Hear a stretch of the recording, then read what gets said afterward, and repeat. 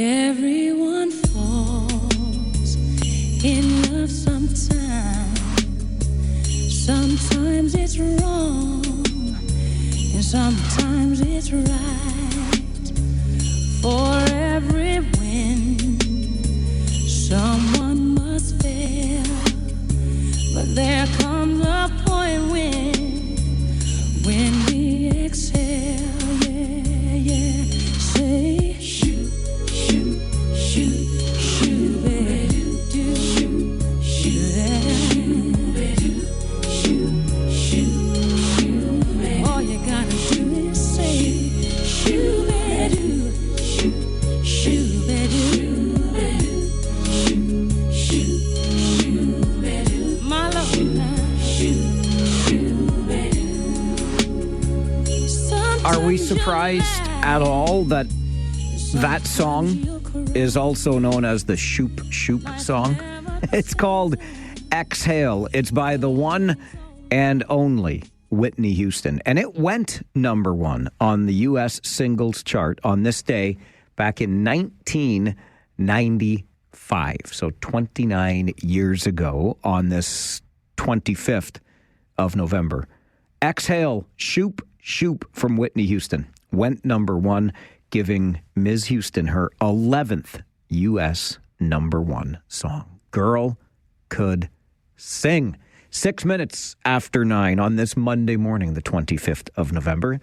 Welcome to the show. Thank you very much for stopping by, spending some of your time with us. I know it's valuable, the most valuable commodity that you have. And the fact that you've chosen to spend some of it with us is not unnoticed or unappreciated. Thank you very much for choosing this show to be a part of your day. Had the day off yesterday after traveling to Erie with the Kitchener Rangers on Saturday and used it to get some of, not all, but some of the Christmas lights up. I got to keep up with the neighbors. Holy cow, the neighborhood's really getting into it again, and I love it. But I got this stuff hung. The ladder work is over, and I managed to get through it another year without falling and or otherwise injuring myself, with the exception of the sore muscles that come along with, doing something once a year that you don't do every other day, right? I really wonder. I have no doubt that there are more calls to emergency services or trips to the emergency rooms at this time of year when we're going up on ladders and doing things that we, perhaps should practice a little more or take greater care while we're doing. But we managed to survive it in the Farwell household, and we've just gotten underway. Hope to decorate as much as possible this weekend. What a weekend it was for the Kitchener Rangers. Couple of big games. Lost at home on Friday night and then went on the road on Saturday and won a big game against their divisional opponents in Erie. And how about Jackson Parsons, the Rangers goaltender, picking up a shutout on his birthday on Saturday. That's a pretty cool way to celebrate your birthday. And of course, the KW Titans got their season underway. They tipped off Saturday night at the Odd while we were in Erie. The Titans were big winners in their season opener. And oh, those Wilfrid Laurier Golden Hawks. So close. A perfect season, 11-0, off to the Vanier Cup. And darn it, they couldn't get it done. 5 points. That was it. 5 points. Laval beat Laurier by. So the Laval Rouge et Or win the Vanier Cup over our Wilfrid Laurier University Golden Hawks. But you Hawks, hold your heads high. You did the region and certainly your school very proud. But that's a tough one. The undefeated season comes to an end in the Vanier Cup on Saturday. But a great season nonetheless for the Wilfrid Laurier University Golden Hawks. 1, 2, 3, 4, 5, 6, 9. All right, let's get to your Farwell Show 5 for this Monday morning. Number 1, more arrests are expected after anti-NATO protests in Montreal turned violent on Friday night. Police say smoke bombs were deployed, metal barriers were thrown into the street, and windows were smashed at nearby businesses and at the convention center where the NATO meetings were happening. 3 people have been charged so far. Number 2, today marks day 11 of the strike at Canada Post. The corporation says talks continue, but progress was limited over the weekend. Now, according to Canada Post, they've been trying to move forward with urgency on changes to the delivery model that would provide weekend delivery and more flexible staffing during the week. Canada Post says the union has been focused for the last 24 hours on workers they don't even represent, like hiring away the cleaning staff from a contracted cleaning service and making them full-time Canada Post employees, while pushing back on any changes to the pay and benefits of people to be hired in the future. Canada Post has lost more than $3 billion since 2018 and just posted a $315 million loss before tax in the third quarter of 2024. Number 3 on your Farwell Show 5 this morning, legal arguments begin today in the trial of 5 members of Canada's 2018 World Junior Hockey team. The alleged sexual assault took place in London in June of 2018. Legal arguments expected to last several weeks. Number 4, for just the 5th time in franchise history, the Toronto Maple Leafs had a pair of brothers playing together. Alex Nylander joined his older brother William for the Leafs' win last night over Utah. Alex signed a 1-year contract last week. All told, 13 sets of brothers have played for the Leafs in the team's history, but only 5 have played at the same time. And number 5 on your Farwell Show 5 this morning, rave reviews for KW Musical Productions and their staging of Cabaret. The production opened last week at the Conrad Center for the Performing Arts and has 4 shows remaining this week on Thursday, Friday, and a matinee and evening performance on Saturday. And that is your Farwell Show 5 for this Monday morning. As you know, the minute we begin the show every day, our phone lines are open to you. And I get the sense that you are like me on a Monday. It's been 2 days. It's like we haven't even had a chance to talk. And you want to talk some more. We'll get to your phone calls right after this break. It's the Mike Farwell Show on 570 News Radio.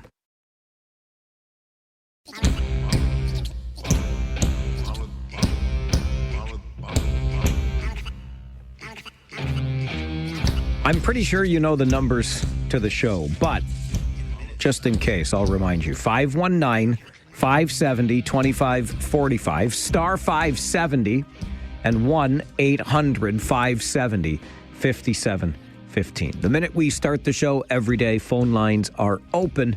We love to hear from you. So let's go to the phones now. Zoltan, good morning.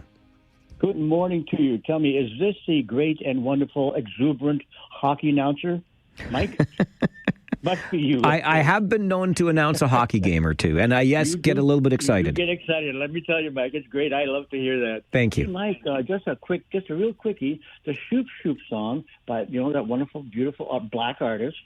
I'd like to remind you to go back a little ways and think of another beautiful black artist by the name of Betty Everett. It was called It's in His Kiss, the original Shoop Shoop song right on the label. There you go. It's in his kiss. Now you know how old I am, right?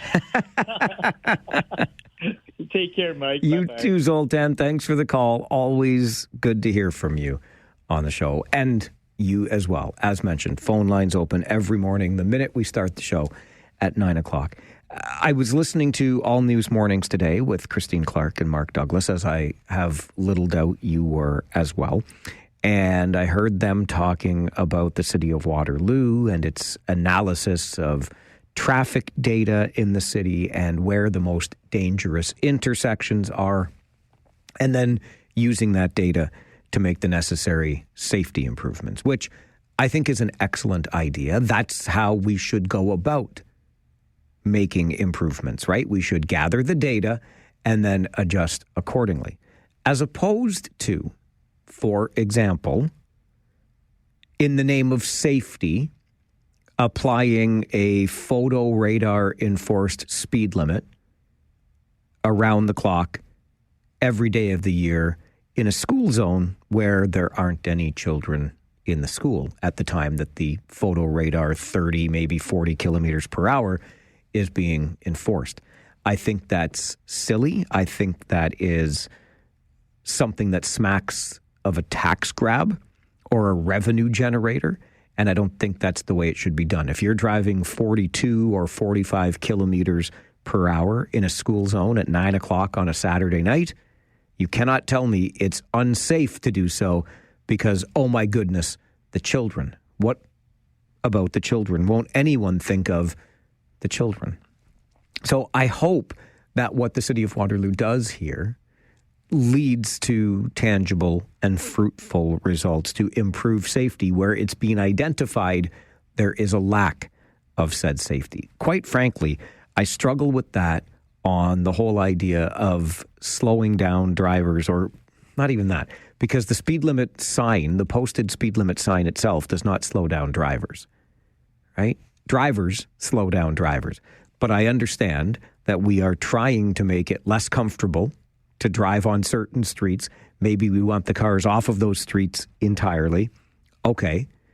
But going to 30 kilometers per hour on some residential streets in the name of safety, to me, flies in the face of the data that exists.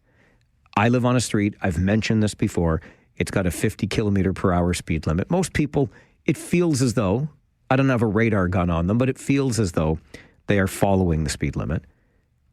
I'm sure that my street in the city of Kitchener could one day have a reduced speed limit posted on it in the name of safety. But I can tell you, in 2 decades of living on my street, there has not been never one collision and or injury caused by the driver of a vehicle on that street. So I wonder sometimes why we do what we do, where we do it. But I like the direction that the city of Waterloo is moving in looking at data to analyze where improvements need to be made. Along those same lines, I was made aware again over the weekend of another crash on Trussler at the expressway. And this is the second in as many weeks. This is an intersection that has been identified as a priority intersection by both the region and our provincial Ministry of Transportation. And yet, there has been nothing done. That priority was identified about 18 months or so ago now, and we haven't seen a single improvement, at least not for safety's sake, and we continue to see collisions. And when I posted about that on social media, on my X account, at Farwell_WR over the weekend, showing the latest collision, a number of people asked, what makes this particular intersection so dangerous? And I get, first of all, the high speed, the rate at which vehicles travel or drivers move their vehicles, that's what makes it so dangerous. But I get the underlying message in those questions asked, because really, I've heard from a number of you, if you get off Highway 78 West at Trussler, and then you want to make a left-hand turn onto Trussler, some of you have figured out what I've figured out.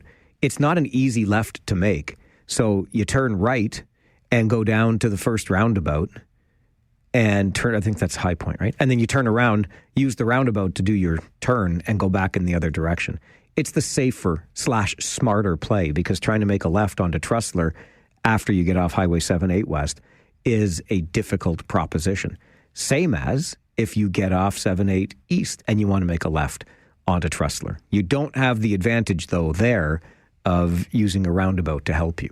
But the bottom line is, from those questions asked about what makes this particular area so dangerous, we really do drive too damn fast, and perhaps we're not taking enough care in making the decisions we make on that stretch of roadway. A traffic signal, though, would do wonders to make it safer. This is the Mike Farwell Show on 570 News Radio.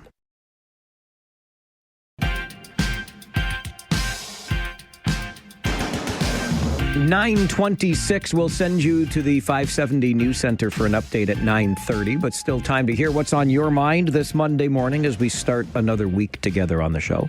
Ted is on the phone with us. Good morning, Ted. Good morning, Mike.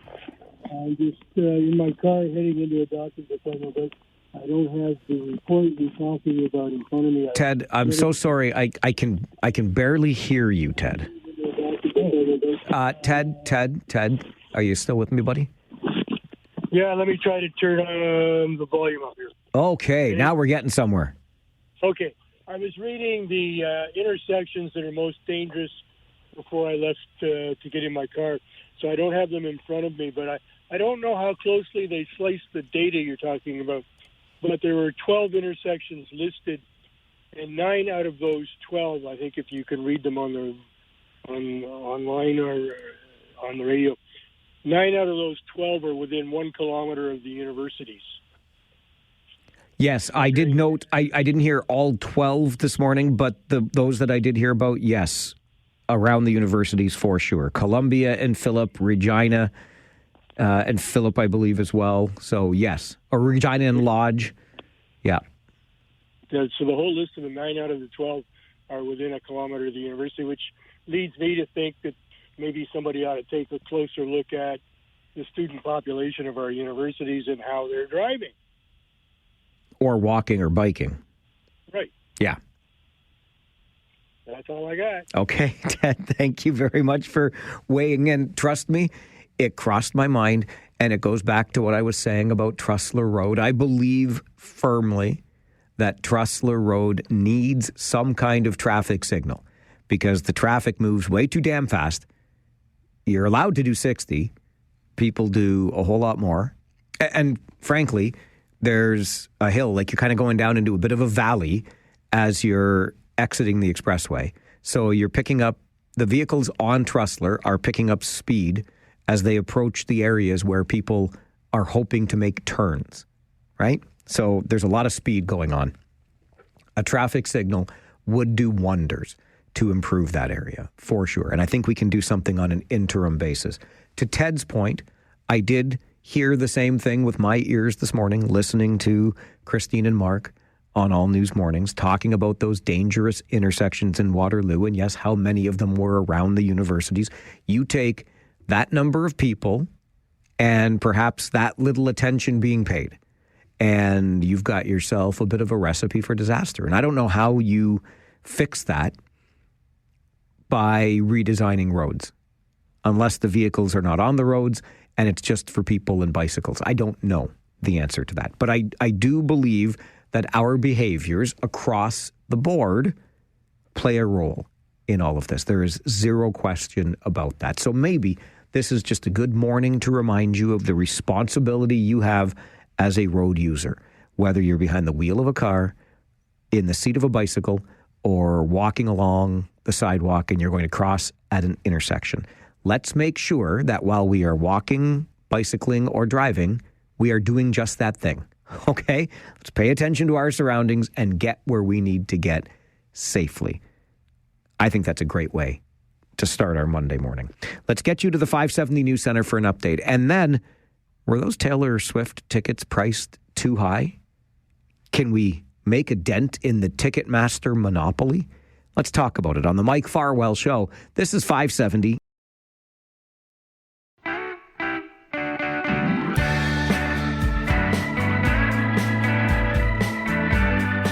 Dare I say, we could have predicted this had we been in the business of predicting, right?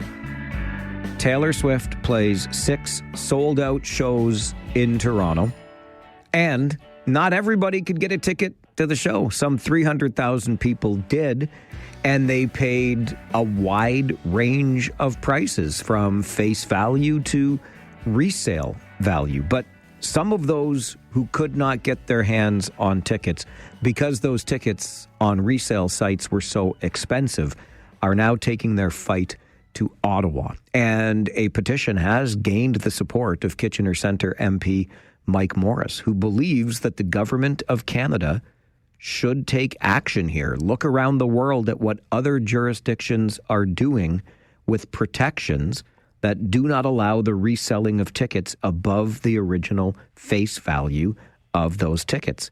Eric Alper is a publicist, music commentator, friend of the program, and it's good to have him on the show this morning. Good morning, Eric. Good morning. How are you? I'm doing well, thank you, sir. How are you?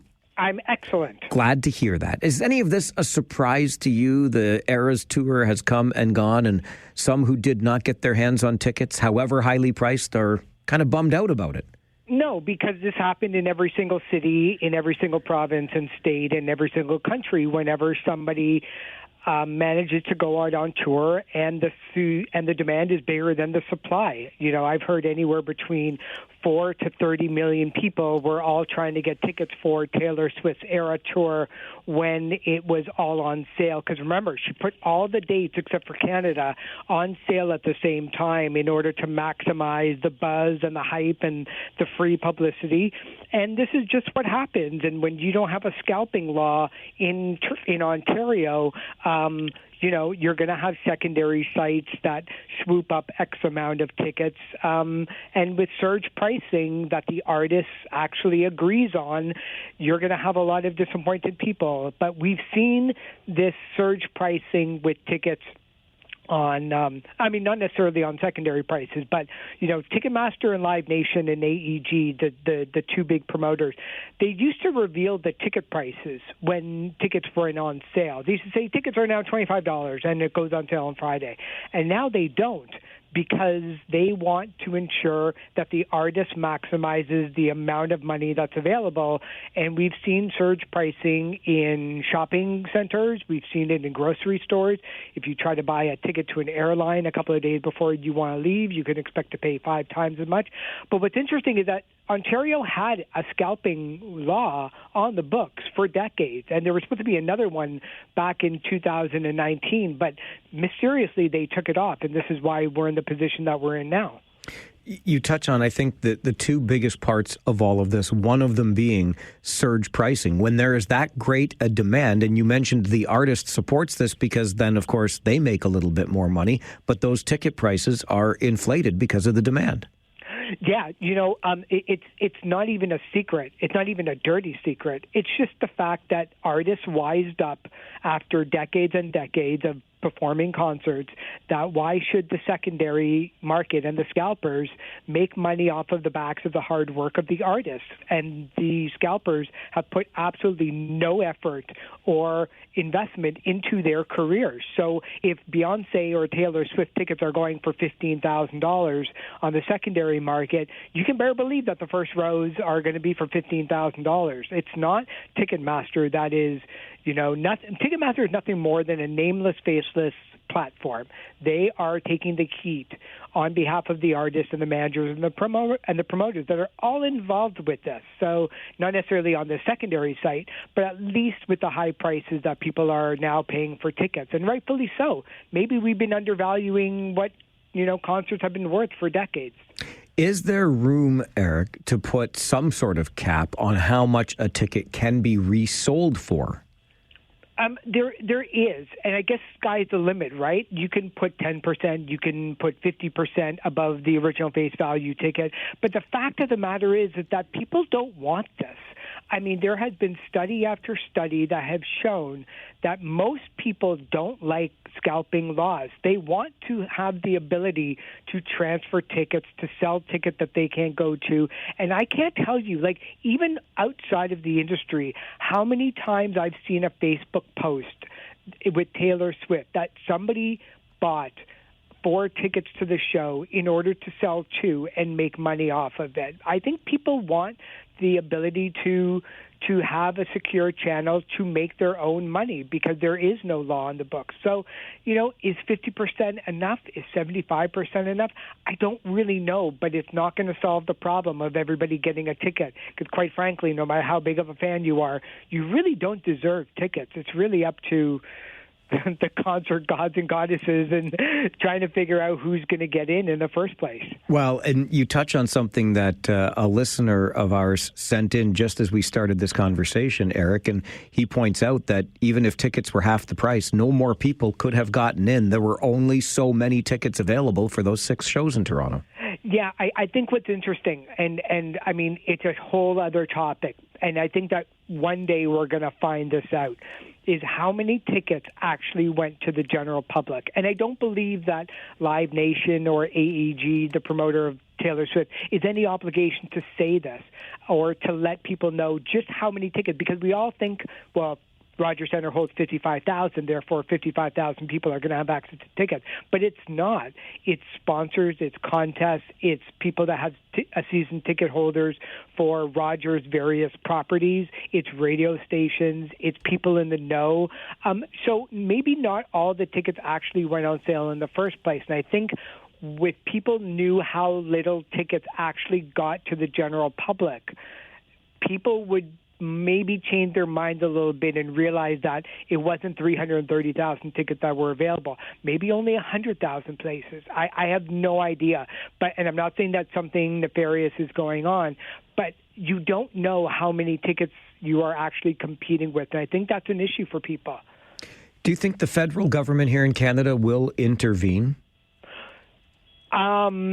Interesting. I think it's going to be a province-by-province decision. There are provinces that have scalping laws on the books. I don't know if it can be a federal thing. I know what they're doing in France, where you can get fined up to $15,000 American in order to sell tickets above that price. But I think it's about reinforcing it, too. I don't know if the police really want to start a whole department under trying to track down people online. It's really difficult. And if you see that there's a pair of tickets, say, on a third-party site like StubHub, what obligation is StubHub willing to give the courts or police? What kind of information are they allowed to give or not allowed to give?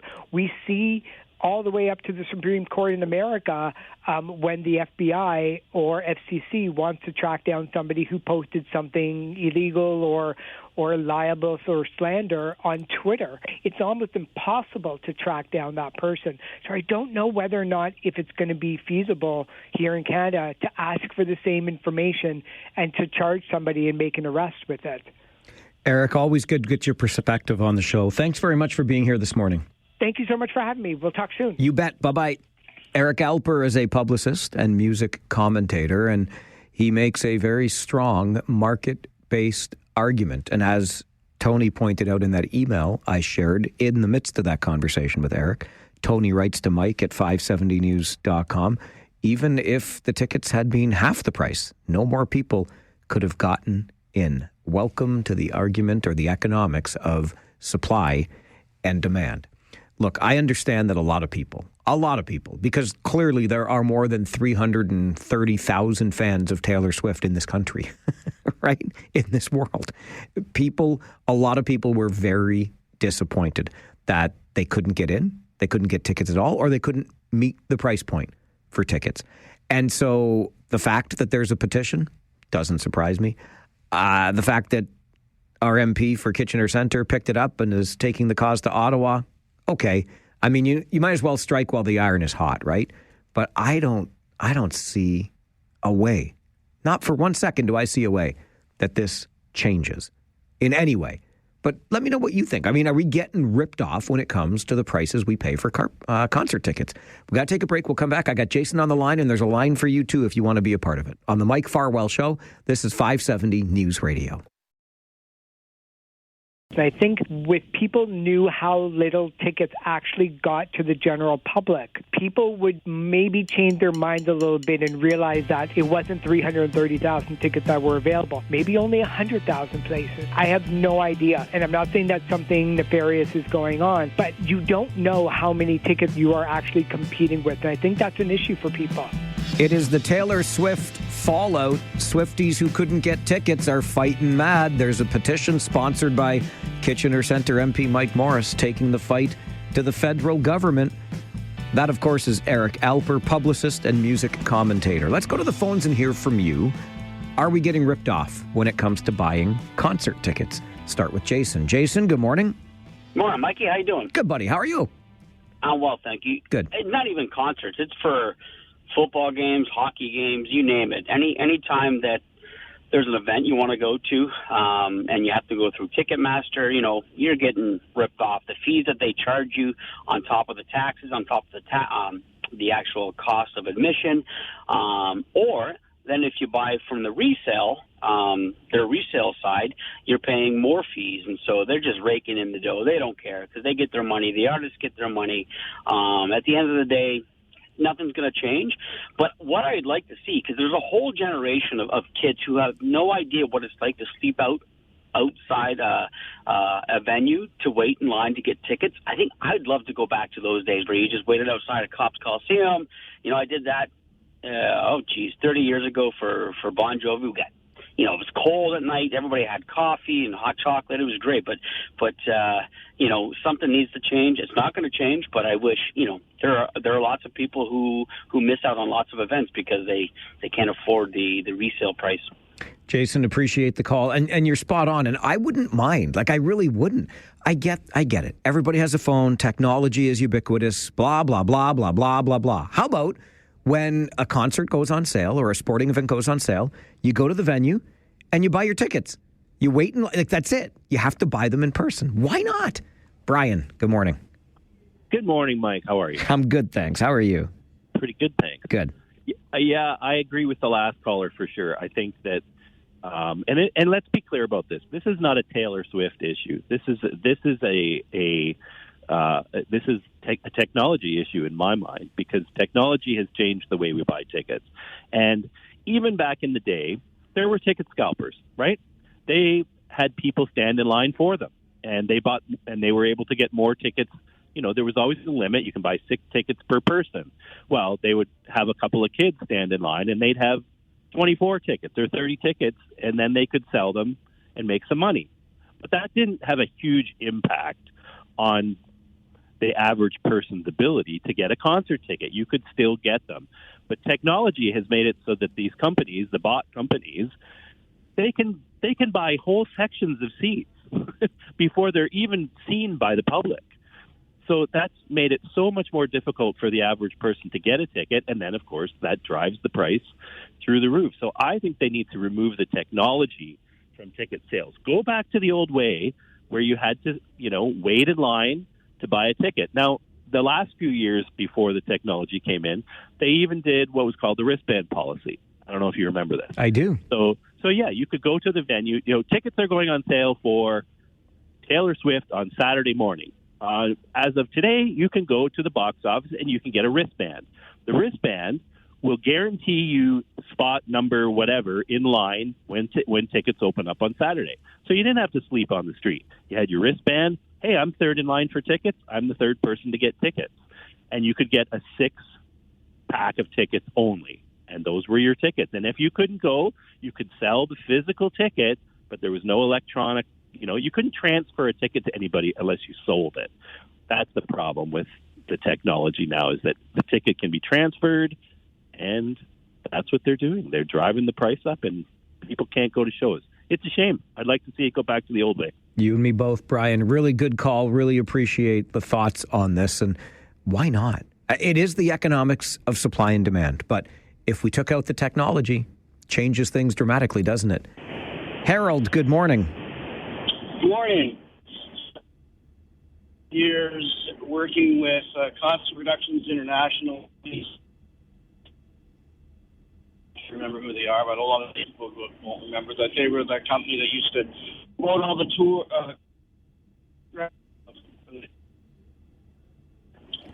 Anyways, I can tell you that at any place, there is a significantly large portion of the seats that are reserved, and they are sold through the back door.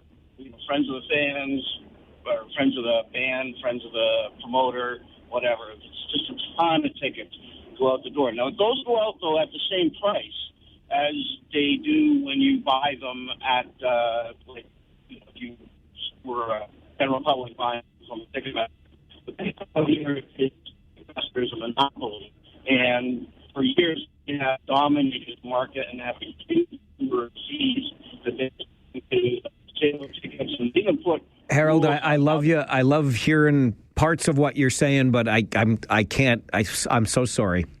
The phone is just not coming through well enough wherever it is that you are. I did pick up that there are blocks of tickets that go out the door before the general public can even get their eyes and ears on them, to friends of the band, friends of the promoters, etc. Totally makes sense. And then I kind of lost you on what the price of those were. I think they're face value, same as the price to the public, but the public just never gets the chance at those tickets. and then the phone just let us down. Really sorry about that. Appreciate you calling in with the experience, because I also heard that you've worked on that side of the industry. This is the Mike Farwell Show on 570 News Radio.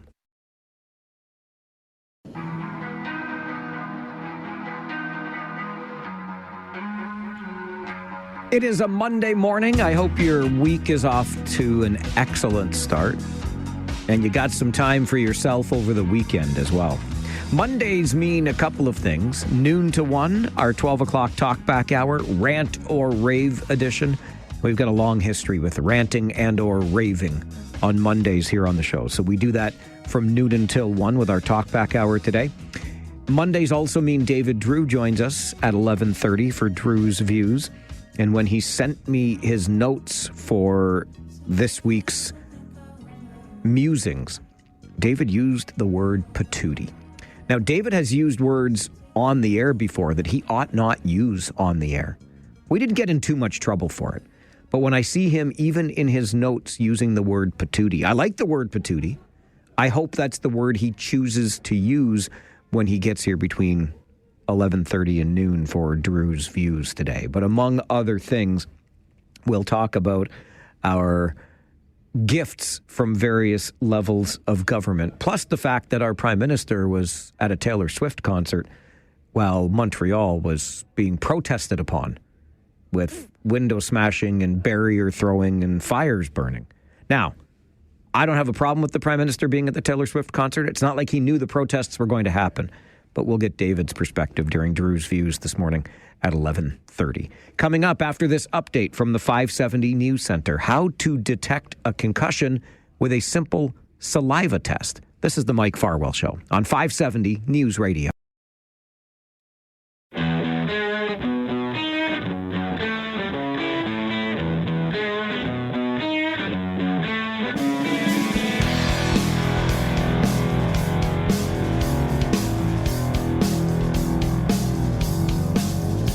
Just a quick note on what we just heard from Mark in that update from the 570 News Center, specifically with regard to letters to Santa. Do I have good news for you in that department about 1 hour from now? So stay tuned.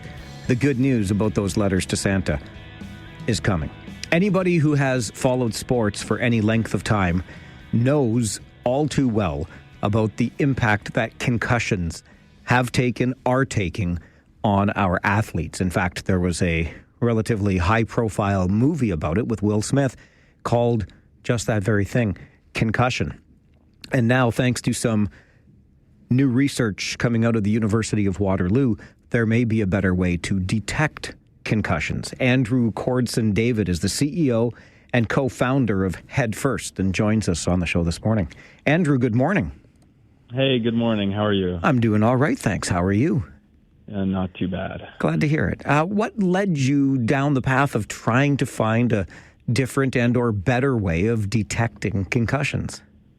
Yeah, absolutely. So I grew up playing hockey, and I ended up playing at a very high level, and I got exposed to a lot of the sideline tests that exist today for concussions, and ultimately these tests actually didn't identify the concussions that I've had. And it resulted in, long-term symptoms that I experienced for months at a time. So for me, it was really important to develop some type of objective test to help identify concussions. And your objective test to do that involves a simple saliva test. How did we get here? I mean, without getting too much into the ins and outs of it, but what led us to saliva being the answer here? Yeah, that's a great question. So, we started off because I'll go back into the science a little bit and try to keep it high level. But when you suffer from a concussion, the brain, there's disruption of the blood-brain barrier, and this results in biomarkers leaking into our bodily fluids. So from my perspective as an athlete, for bodily fluids, I didn't want to get a blood draw or a spinal tap during a game, right? They're invasive methodologies. It'd be time-consuming, a little bit more expensive. So we dove into these salivary biomarkers that exist, which provides that really rapid and accurate sideline concussion test that's non-invasive. There's no needles involved, so it's quick and easy. So how does it work then, Andrew? If I've been injured and we suspect concussion during a hockey game or another sport, then what do? Do I spit into a jar? How is this working? Yeah, absolutely. So when you suffer from a concussion, from there would collect saliva into a receptacle or a tube. From there, there's a pre-treatment process to remove all the, let's say, bacteria, food particles, and all the extra stuff in saliva we don't want. And then from there, very similar to a COVID-19 rapid test, what you would do is you would deposit a handful of drops onto a test. And then if you have that scientifically validated target for concussion detection based on research out there right now, the two lines will show up on the test, which will signify concussion. And if you don't have that threshold level, then only one line will appear, which means that you can safely return into the field of play. How did you end up with saliva as the agent in this? Like, I suspect there must have been a eureka moment of some sort along the way. Yeah, absolutely. So for saliva itself, as I mentioned before, it is non-invasive. So from the perspective of everyone involved and all the stakeholders involved in concussion testing, it just made the most sense. It is definitely one of the most difficult bodily fluids to test with, but we've overcame most of those obstacles. And really for saliva, the research that's out there, it's still emerging. There's still new things happening every day. But there's solid evidence that does show that these biomarkers can be shown in saliva within minutes after impact, and we want to capitalize on that and make sure that to protect safeguard athlete health and protect them from future injury. So, what are the applications then for this technology from here? That's a great question. So, for me, obviously, as a former athlete at a high level, the sidelines of the playing field is where you really need to know whether an athlete's concussed or not. And a lot of the subjective measurements that exist, the athletic therapists, team trainers, and medical professionals, they really have a hard time navigating if the athlete's being truthful, if they're trying to hide symptoms and things like that. So obviously on the sidelines of sports fields, there's also healthcare application to this. So in emergency room settings, to detect early on if an individual suffered from a mild traumatic brain injury, and also military application. So soldiers in the field, they hit their heads or they're in an area where there's an explosion, to be able to test on site whether that soldier is still able to go back out in the field is very valuable. Such an excellent point around the objectivity of this, because I'm going to guess, Andrew, as an athlete yourself, there was more than one occasion where you told somebody that you were just fine, right? Yes, I fell subject to that, absolutely. Yeah. So there's a lot of factors that come into play, right, when you're at a high level, especially at a high level where, there's talent all around you. You want to stay in the lineup and secure your spot. And, when you break your arm, you can't move it, right? It's very obvious. But when you get a concussion and you have a minor headache, you're a little bit dizzy, you don't really think about the long-term impacts that can have if you decide to go back into play and get further injured, right? So it's very important to detect those early on. What went into getting you to this point with Head First? So the company has been around for just over a year now, and from there, it was extremely important to surround our team with individuals that know the space well, that have also had experience in developing biosensors. So the network that we built in the last year has definitely helped us to get to where we are today, and we wouldn't have done it without the help of our entire team that we have at the moment.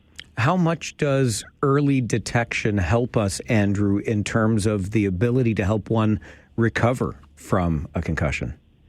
So it is important to highlight, too, here is that if an athlete gets a concussion and gets taken out, but passing these measurements and goes back into, or the current testing goes back into the field of play, they can be subject to something called second impact syndrome. And although it's rare, it can happen, and it's when you sustain a second concussion before the first is healed, and it carries over a 50% chance of death and also chances of permanent disability nearing 100%. So it's a very severe outcome. It's not common, but once again, with post-concussion syndrome and things like that come in over time, if you don't treat the brain properly and heal it properly, from there, then you could have long-term symptoms that can really impact your day-to-day life. Are any teams using your test at this point? So right now we're conducting pilots, or we're commencing pilots at the University of Waterloo Athletics Department.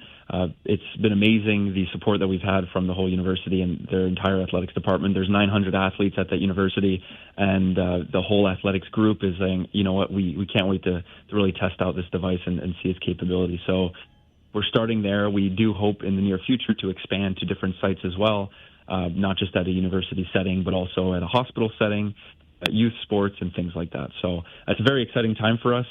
We spent a full year and a few months on developing this technology, and now we're getting to put it to the test. It's fascinating stuff. Absolutely fascinating. Andrew, appreciate your time on the show today. Thanks for being here. Yep, thank you very much for having me. Have a good rest of your day. You too. Bye-bye. Right, Andrew Cordson David is the CEO and co-founder at Head First, another one of those startups emerging from the University of Waterloo. And in this particular case, it's a new test using saliva to detect concussions. Imagine that. I never would have thought. And then, as Andrew points out, non-invasive. Lots more research being done on the biomarkers that we can obtain through testing saliva.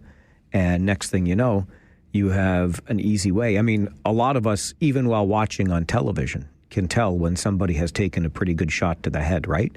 Then that player goes to the sidelines or the bench or wherever they are in their particular arena of play. And they tell the team athletic therapist or doctor, they're just fine. Okay, well, just spit into this thing and then we'll see where we go from here. And we can detect a concussion just like that.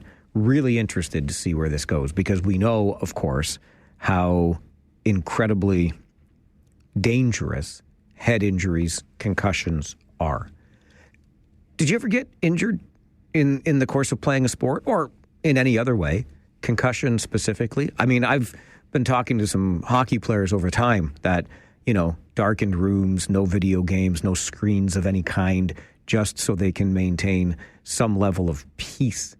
That's how much the concussion affects them. That would obviously be the most severe. But have you ever endured an injury, sports injury of any kind, maybe even a concussion? Would love to hear your story. 519-570-2545, star 570, 1-800-570-5715. We'll take a break, come back with some stories on the Mike Farwell Show. This is 570 News Radio and Rogers TV.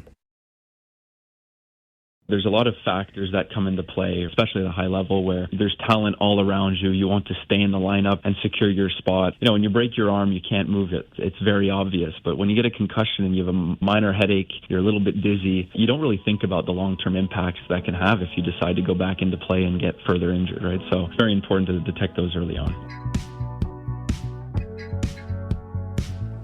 That is Andrew Cordson David, CEO and co-founder of Head First. It's a startup emerging from where else? The University of Waterloo.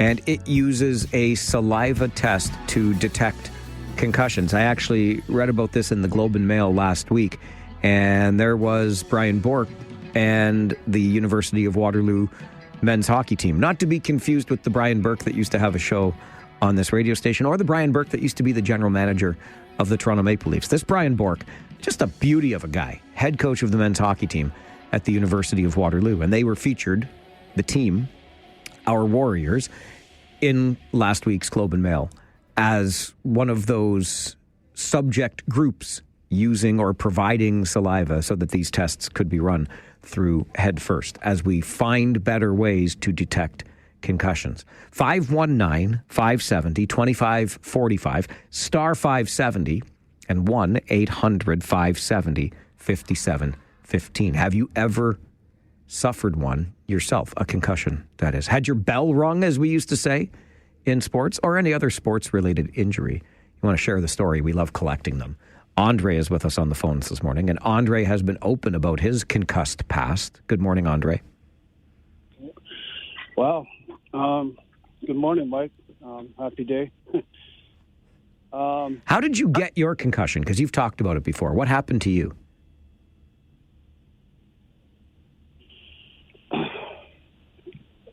Thank you, Mike. Well, the thing is that an object that weighs 110 pounds from 28 feet fell on my head, and I was on top of the ladder, and that was my first concussion. Your first? How many have you had? And then my second one is when I did a backflip and hit the concrete, and that's when I fractured my skull. Jiminy Christmas. So, what fell on your head, Andre?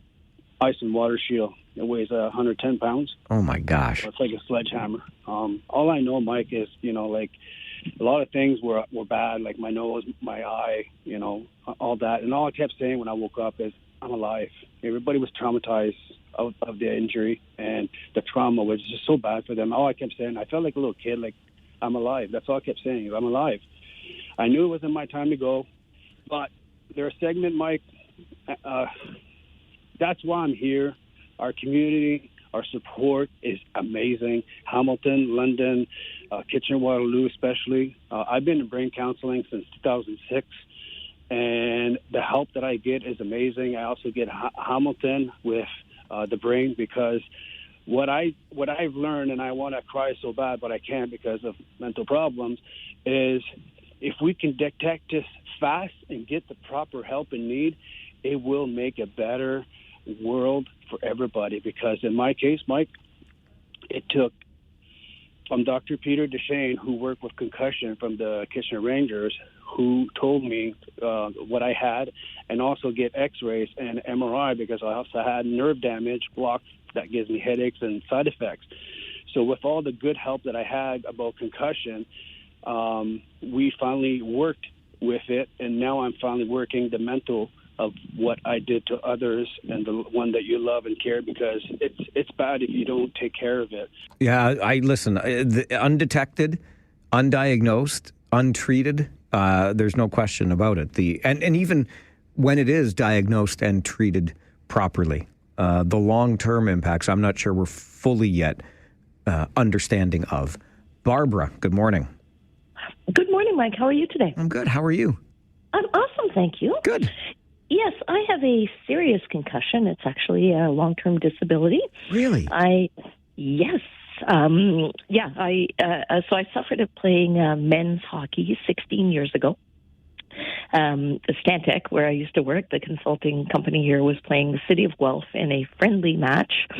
And I play men's hockey because I'm an engineer, and I just started playing hockey on a civil engineering hockey team when I was 17, and it's all men. So I was the only woman on the ice. It's a non-contact game.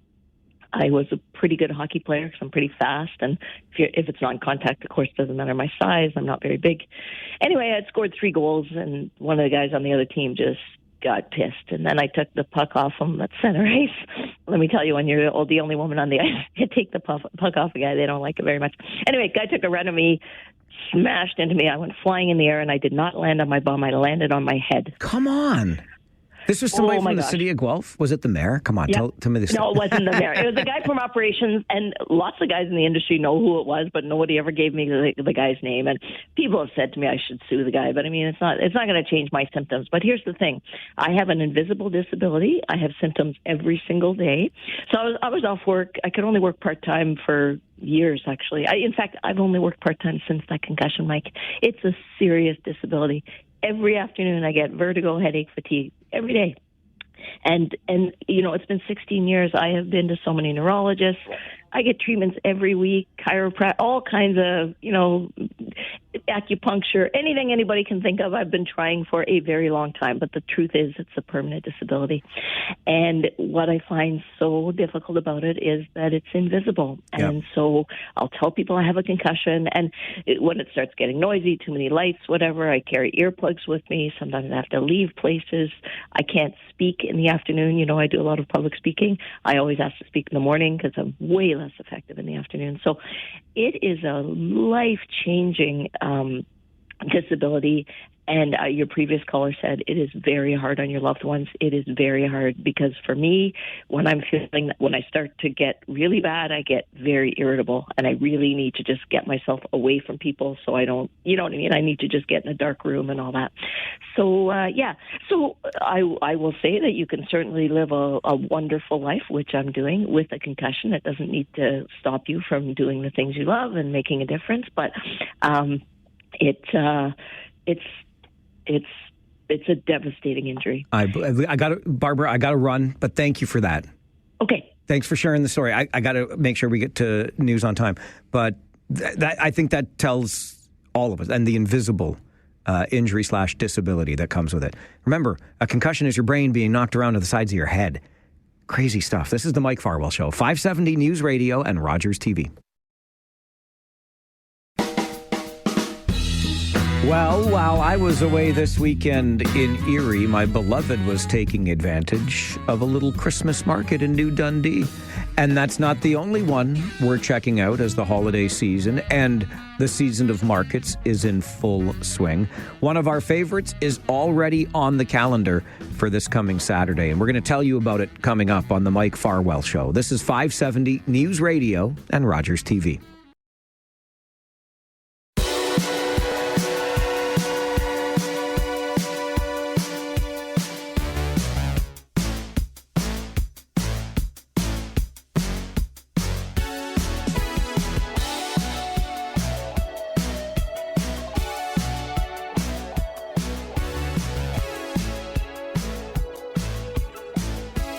I don't know about you, but I have always thought it would be pretty cool to spend the holiday season in Europe, particularly Germany, and check out all of the various markets heading up to the big day. Like, you just make the holiday your Christmas gift.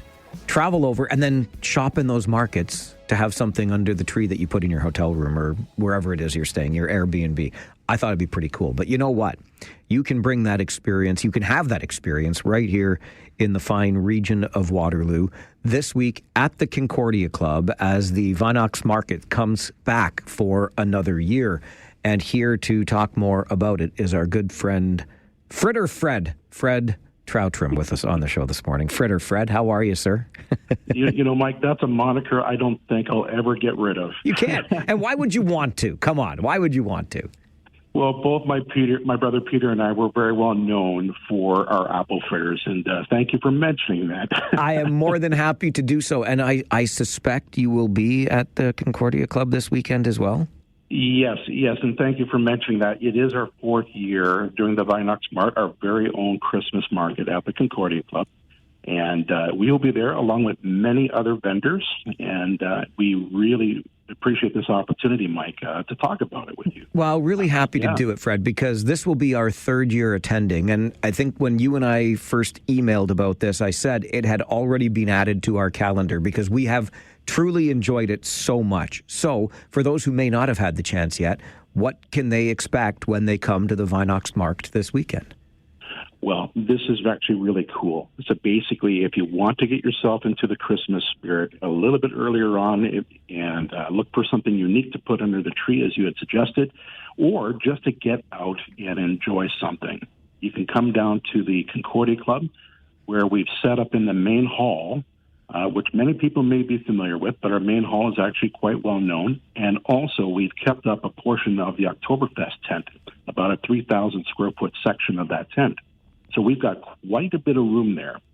And what we have is over 40 vendors that offer a range of things, arts and crafts, baked goods, all sorts of unique things that you may not have been prepared to see. It's really quite nice. We set it up basically as a traditional European feel of a Christmas market. And there's lots to see. And also there's entertainment. Santa will be making an appearance. And we do have carolers that wander around. We've got some musical performances by basically just solo artists that are just adding to the atmosphere there. And, of course, you and Peter will be nearby with your fritter truck, right? This is true. So this is true. And I would be remiss to mention it. That usually is a draw. Peter and I are very well known for being at the Chris Kindle Market, which is the following week, downtown Kitchener. But at the Concordia Club, we will be set outside at the main entrance, and we would really appreciate it if anybody comes by and actually mentions your name, Mike Farwell. We will actually set them up with a few complimentary fritters just for saying your name. You tell them you came for the Farwell fritters at the market this weekend. There's Fritter Fred and there's Fritter Farwell as well. But Mike, we would certainly appreciate if you can come by there as well. We always welcome you to come by. Well, you know that I will, and that's very much in keeping with the spirit of Gemütlichkeit that we are so well known for during Oktoberfest and beyond. The Concordia is one of our favorite destinations at Oktoberfest time, but this market now, you mentioned, into its fourth year, really has developed into something special. It has, and we're trying to grow it every year, Mike, and we really do appreciate the support of the community in that regard. But, there's all sorts of other wonderful things going on in our community, and we understand that. So we're offering an alternative. But here's the thing. We're open for 3 days, and you can come by any time. There's free parking, and just drop by even for half an hour and check it out. And if you don't mind, I'd like to share the dates and times. Absolutely. I was going to say, you were reading my mind because I know you kick off on Friday and run through Sunday. Yes. So this Friday, November 29, we're open from 4 p.m. to 8 p.m., so only 4 hours on the Friday, so that's an evening event. And then on Saturday, we're open from 10 a.m. right through to the evening, 8 p.m. So Saturday, November 30th, 10 to 8. And then on Sunday, our final day, we are open from 10 a.m. to 4 p.m., 6 hours, 10 to 4. All right. So Friday from 4 until 8, Saturday from 10 until 6? Saturday is 10 until 8. 10 until 8. That was my mistake. 10 until 8 on Saturday, and then Sunday 10 till 4. Yes. Okay. We've got it starting on Friday, late afternoon. You can go there, come over to the hockey game afterwards. Just a thought. Is the restaurant going to be open as well while we're there, Fred? No, I'm glad you mentioned that. I know you like the Schenka restaurant. Most people are very familiar with the wonderful menu there.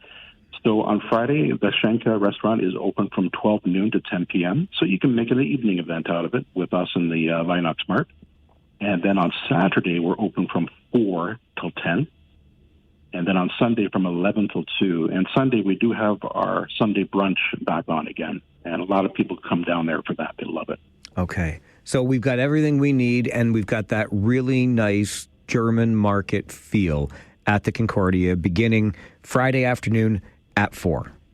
Yes. So please make sure you come down for your Glühwein, arts and crafts, lots of unique things to look at for Christmas. And yes, apple fritters, they'll be there too. And we will offer anyone that comes up to my window and says, I'm here because Mike says I should come here, we're going to look after them for you, Mike. All right. You go ask for the Farwell fritter from Fritter Fred at the Fritter Truck at Concordia Club. But do check out the market as well. It's always a great time and some beautiful stuff on display and available for unique holiday gift giving. Fred, appreciate everything that you do. Keep it up, and thanks for being here this morning. Mike, if I could leave off with one other important note about what we do at the Concordia Club, please. Sure, of course. It's the Food Bank of Waterloo Region. This is always an important initiative with the Concordia Club. So we will be collecting donations for the food bank. Like right now we're starting this, but please, if you're coming down to the market or for any reason coming down to the club, please, we would love to have some food donations. We'll be handing out coupons for 25% off at the club in the Schenka. That can be redeemed for donating a minimum of 5 non-perishable food items or 1 box of sanitary products. This is really something that we love to support, and it's important. It's part of our community, Mike. It certainly is, and I know the Concordia Club is deeply rooted in the community and wants to do its share of giving back. So we'll bring a donation to the food bank with us when we come to Vinox Markt this weekend. Thank you, Fred. Mike, thanks for everything that you do at 570, you, your production crew, the entire 570 News family. We really appreciate this in our community. We're going to be there on Saturday. We'll see you then, okay? Love to see you, Mike. All the best. You too, Fred. Bye-bye. Bye-bye. Fred Troutfrim, better known as Fritter Fred, at least for anybody that knows Fred, his brother Peter, and their Fritter truck.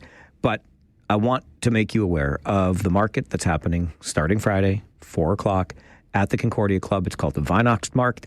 It goes from 4 until 8 on Friday, 10 until 8 on Saturday, and then again from 10 until 4 on Sunday. You'll get some unique gift-giving ideas. Maybe you just want to stroll around, have a bite to eat in the Schenka. I'll tell you what, their curry spätzle.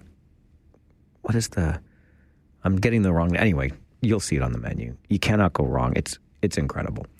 It's enough to feed you for a week, too. Anyway, have a bite to eat and enjoy some shopping in a traditional German market feel. We love it. We're going to head there on Saturday, but go Friday afternoon, Sunday, sometime Saturday, whatever works for you. One of the many opportunities for us to get into the holiday spirit and do a little shopping for unique handmade gifts right here in our region. You may remember last year there was a market scheduled, and the person who was organizing it, quite frankly, defrauded the vendors. So enter some new organizers who got that market back up and running so those vendors were still able to put their wares on display for you. It went really well. It was a real silver lining to come out of an otherwise gray story. And it went so well last year that they're coming back again this year. We're going to tell you about that coming up. You got lots of places to get some holiday shopping done this weekend. This is the Mike Farwell Show, 570 News Radio and Rogers TV.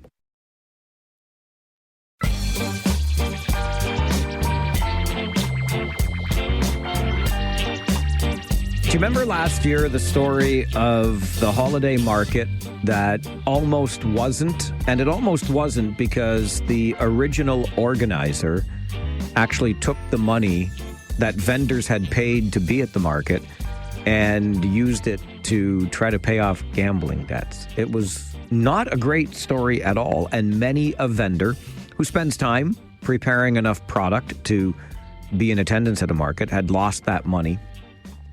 And we thought the whole thing was just going to fall apart. But then enter the Butlers. The Butlers did it, and they got the market back up and off the ground, and it was so successful that they're coming back for another year.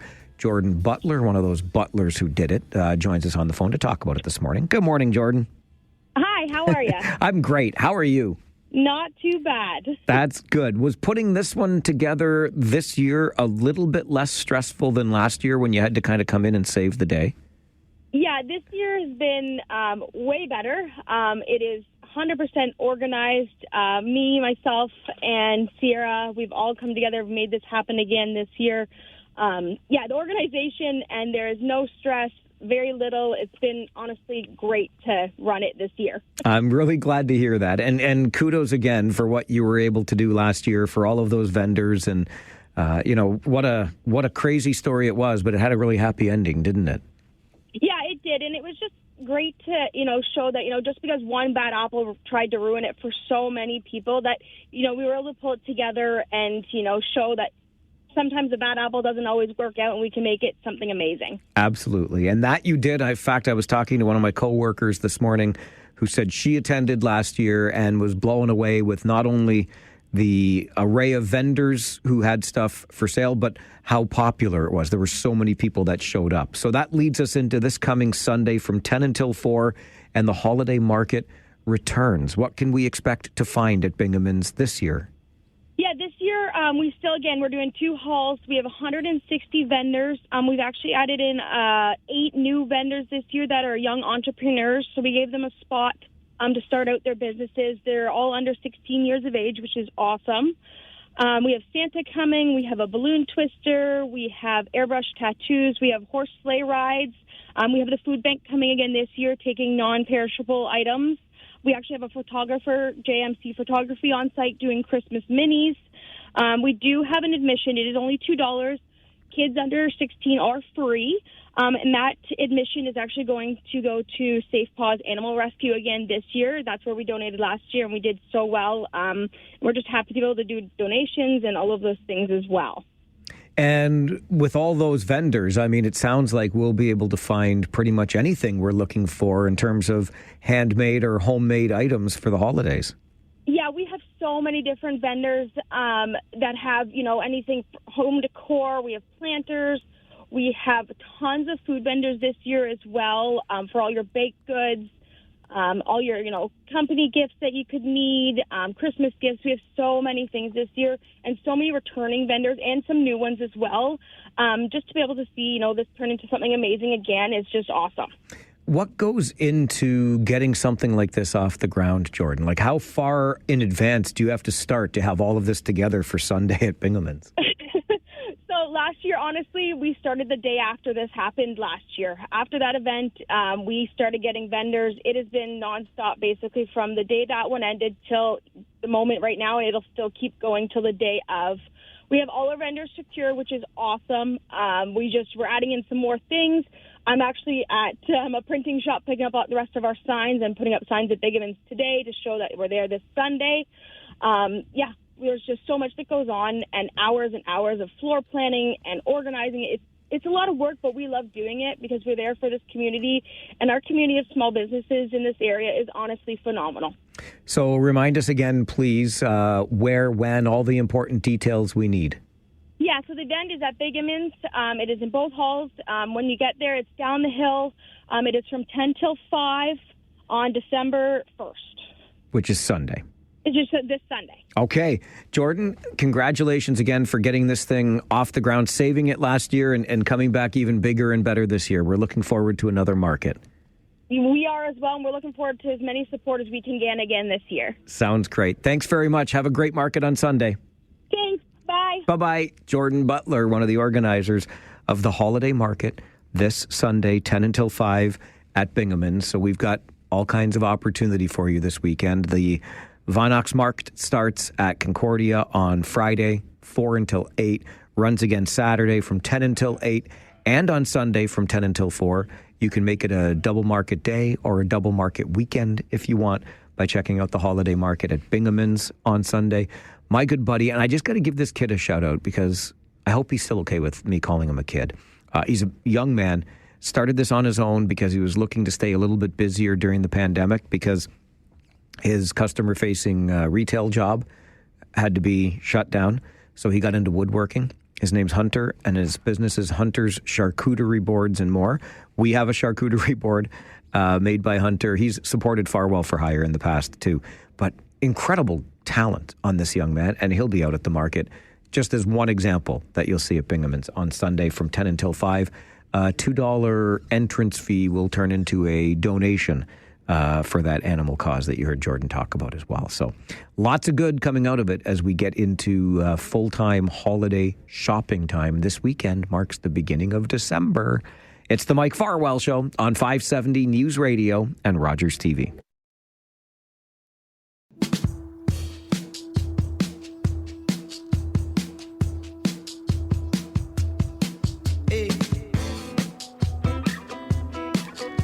You no doubt know what happened in Montreal over the weekend, where protests turned violent on Friday in the late night hours. And while that was happening in Montreal, Prime Minister Justin Trudeau was at the Taylor Swift concert with his family. He's taken a lot of heat for that.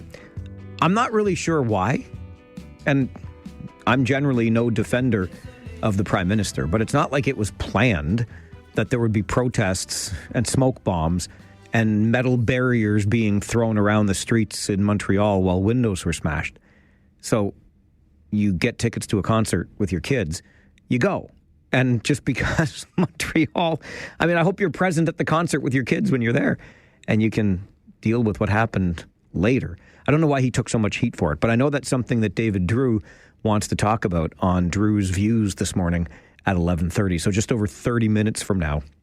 And I don't know how David feels about it. So it'll be interesting if we feel differently. Because I'm like, let the guy go to a concert with his kids, for crying out loud. But that's coming up as we have David on every Monday morning at 11:30. Another David, Marskell of the museum in downtown Kitchener, joins us right after this update from the 570 News Center. We'll talk arts and culture, and we'll also give you some really good news about letters to Santa. Stay with us. It's the Mike Farwell Show on 570 News Radio and Rogers TV.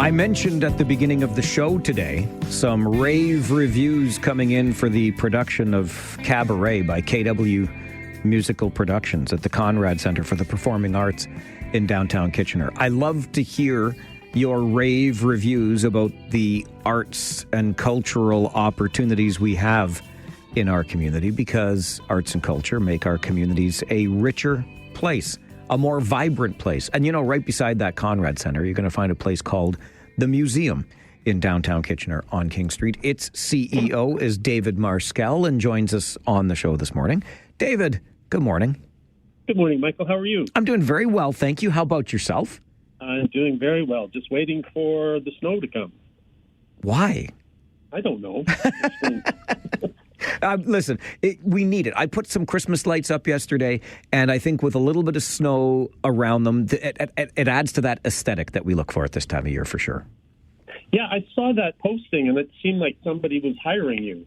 Farwell for hire early. Well, listen, I do so much Farwell for hire in May that I might as well do something around the house in November. So that was about it. Yeah. Listen, before we get into all things arts and culture, and I know there's lots going on at the museum right now, David, I'm sure you heard last week this story of the piece of art entitled Comedian, and I can't help but feel as though the joke was on the buyer who spent more than $6 million for a banana duct taped to a wall. Like, I find the whole thing rather bizarre. And listen, you had the Warhol exhibit at the museum many, many, many years ago, and he's got the famous, for the Velvet Underground album cover, banana painting. But I don't know, this one struck me as a little bit different, the banana duct taped to a wall.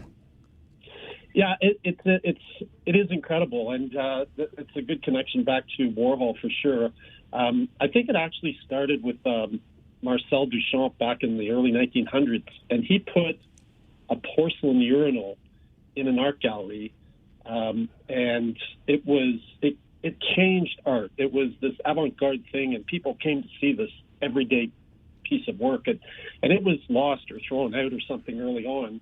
And so much later in the 50s or 60s, he was commissioned to create 16 more of them that are in different art museums around the world. And the best I could find is about 20 years ago, one sold for 2.5 million Canadian.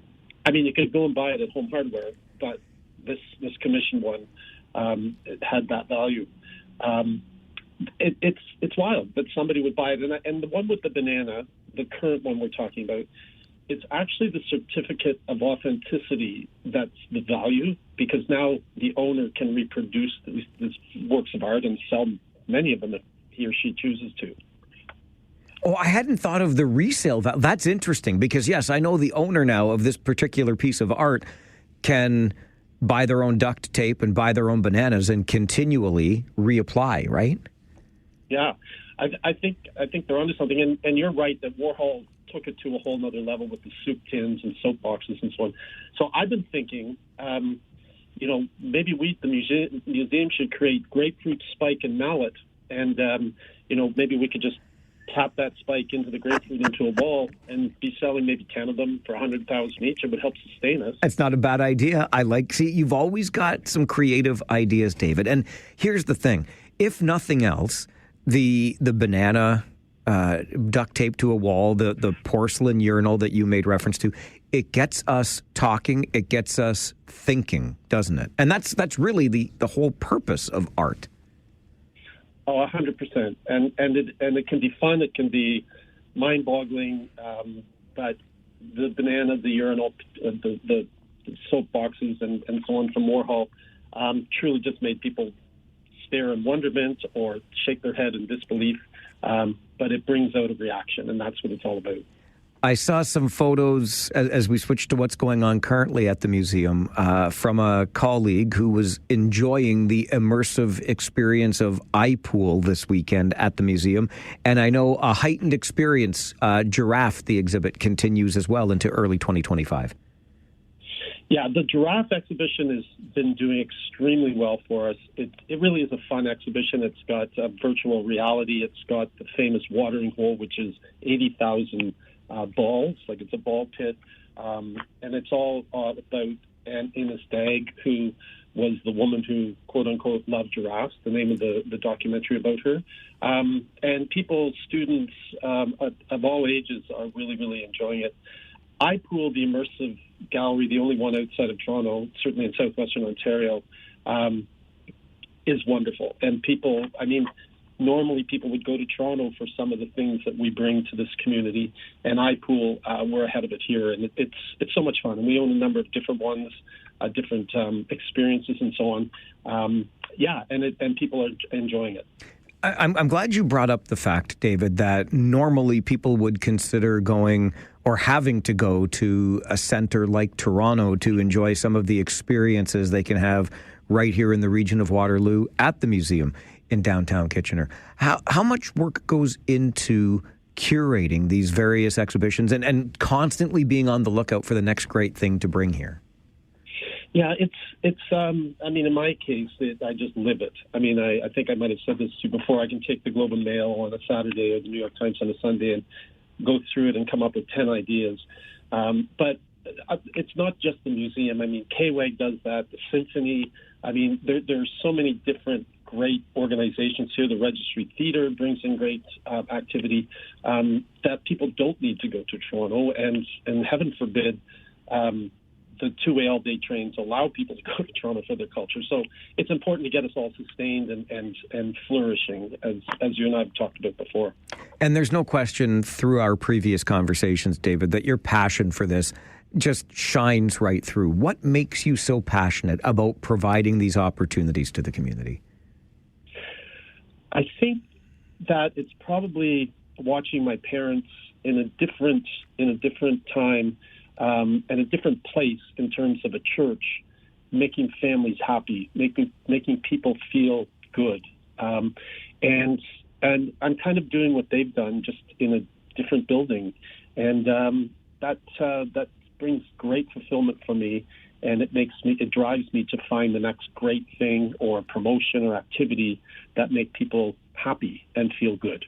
Well, something that I think is going to make a lot of people happy, especially younger people, is even in the midst of a strike at Canada Post, you are going to ensure that those letters can make their way to Santa Claus.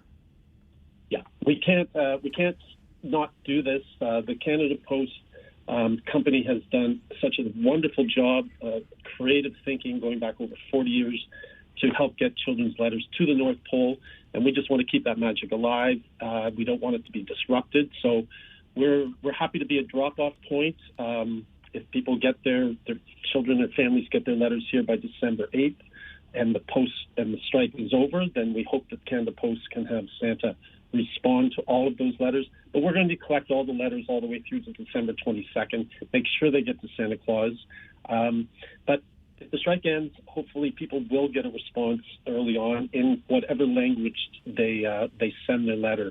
There's some details on the museum that will be later today, and at Canada Post, some helpful tips for people in template letters and so on. And if people and children do that, when they bring their letter here, we'll give them a free admission to the museum to come and enjoy the giraffe exhibit, and all of the other great things we have here. It's a great spirit of Christmas. We want to make sure kids and families can send those letters and come to the museum and enjoy their time here. Well, and they'll certainly enjoy their time at the museum, and leave it to you, David Marskell, to find the magic to get those letters to the North Pole, despite the Canada Post strike. Yeah. Well, we hope that ends quickly, and we'll get all these letters to Canada Post. But it's important for the children to take their time and be able to share their dreams and their hopes and their wishes to make them have a happy Christmas or whatever they celebrate. Absolutely. Listen, it's always great getting the chance to chat with you. David, thanks very much for making time for the show, as always. Thank you so much, Mike. Enjoy your day. Thanks. Bye-bye. David Marskell is the CEO of the museum in downtown Kitchener. Giraffe, a heightened experience. The exhibition continues into January of next year, so a couple of months still. And if you're one of those little kids, younger people that wants to take their letter to Santa Claus via the museum, when you drop off that letter at the museum in downtown Kitchener, you will get a free admission. So maybe it's Giraffe, a heightened experience while you're there. You can check out iPool, the immersive experience, and more when you visit the museum in downtown Kitchener, because these are the kinds of buildings and the kinds of places that we make to add vibrancy to our community. Details on all of it online at themuseum.ca. This is the Mike Farwell Show on 570 News Radio and Rogers TV. iPool, the immersive gallery, the only one outside of Toronto, certainly in southwestern Ontario, is wonderful. And normally people would go to Toronto for some of the things that we bring to this community. And iPool, we're ahead of it here. And it's so much fun. And we own a number of different ones, different experiences and so on. Yeah, and people are enjoying it. He's like our local ideas man. David Marskell, CEO of the museum in downtown Kitchener. iPool, the immersive experience, continues. So too does the exhibition Giraffe, a heightened experience. And David let us know just moments ago as well that Canada Post strike be darned.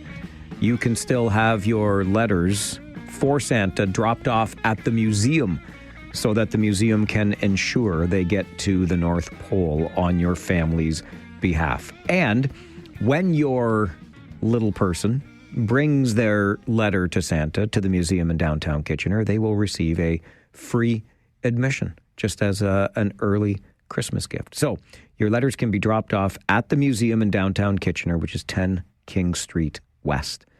And they will make sure that it gets to the destination of choice, which of course is the North Pole, so it can make its way to Santa. Just another one of the ways that one of our local institutions is ensuring it is indeed a happy holiday season. Let's go to the phones. Jody is with us. Hi, Jody. Hi there. I used to work in, I don't know, it's pretty, I think this Canada Post strike is kind of selfish and greedy in a way because they were making good money as it is. You know, and some of us don't even make half of what they make. I hear where you're coming from, Jody, and it's an interesting place to take the conversation because now the strike is into its 11th day. And isn't that typical of what we hear when there are strikes, right? You should be happy you have a job. You're making enough money as it is. I wish I made that kind of money. I wish I got an increase, the likes of which your union is asking for, et cetera, et cetera. I'm not here to solve the Canada Post strike.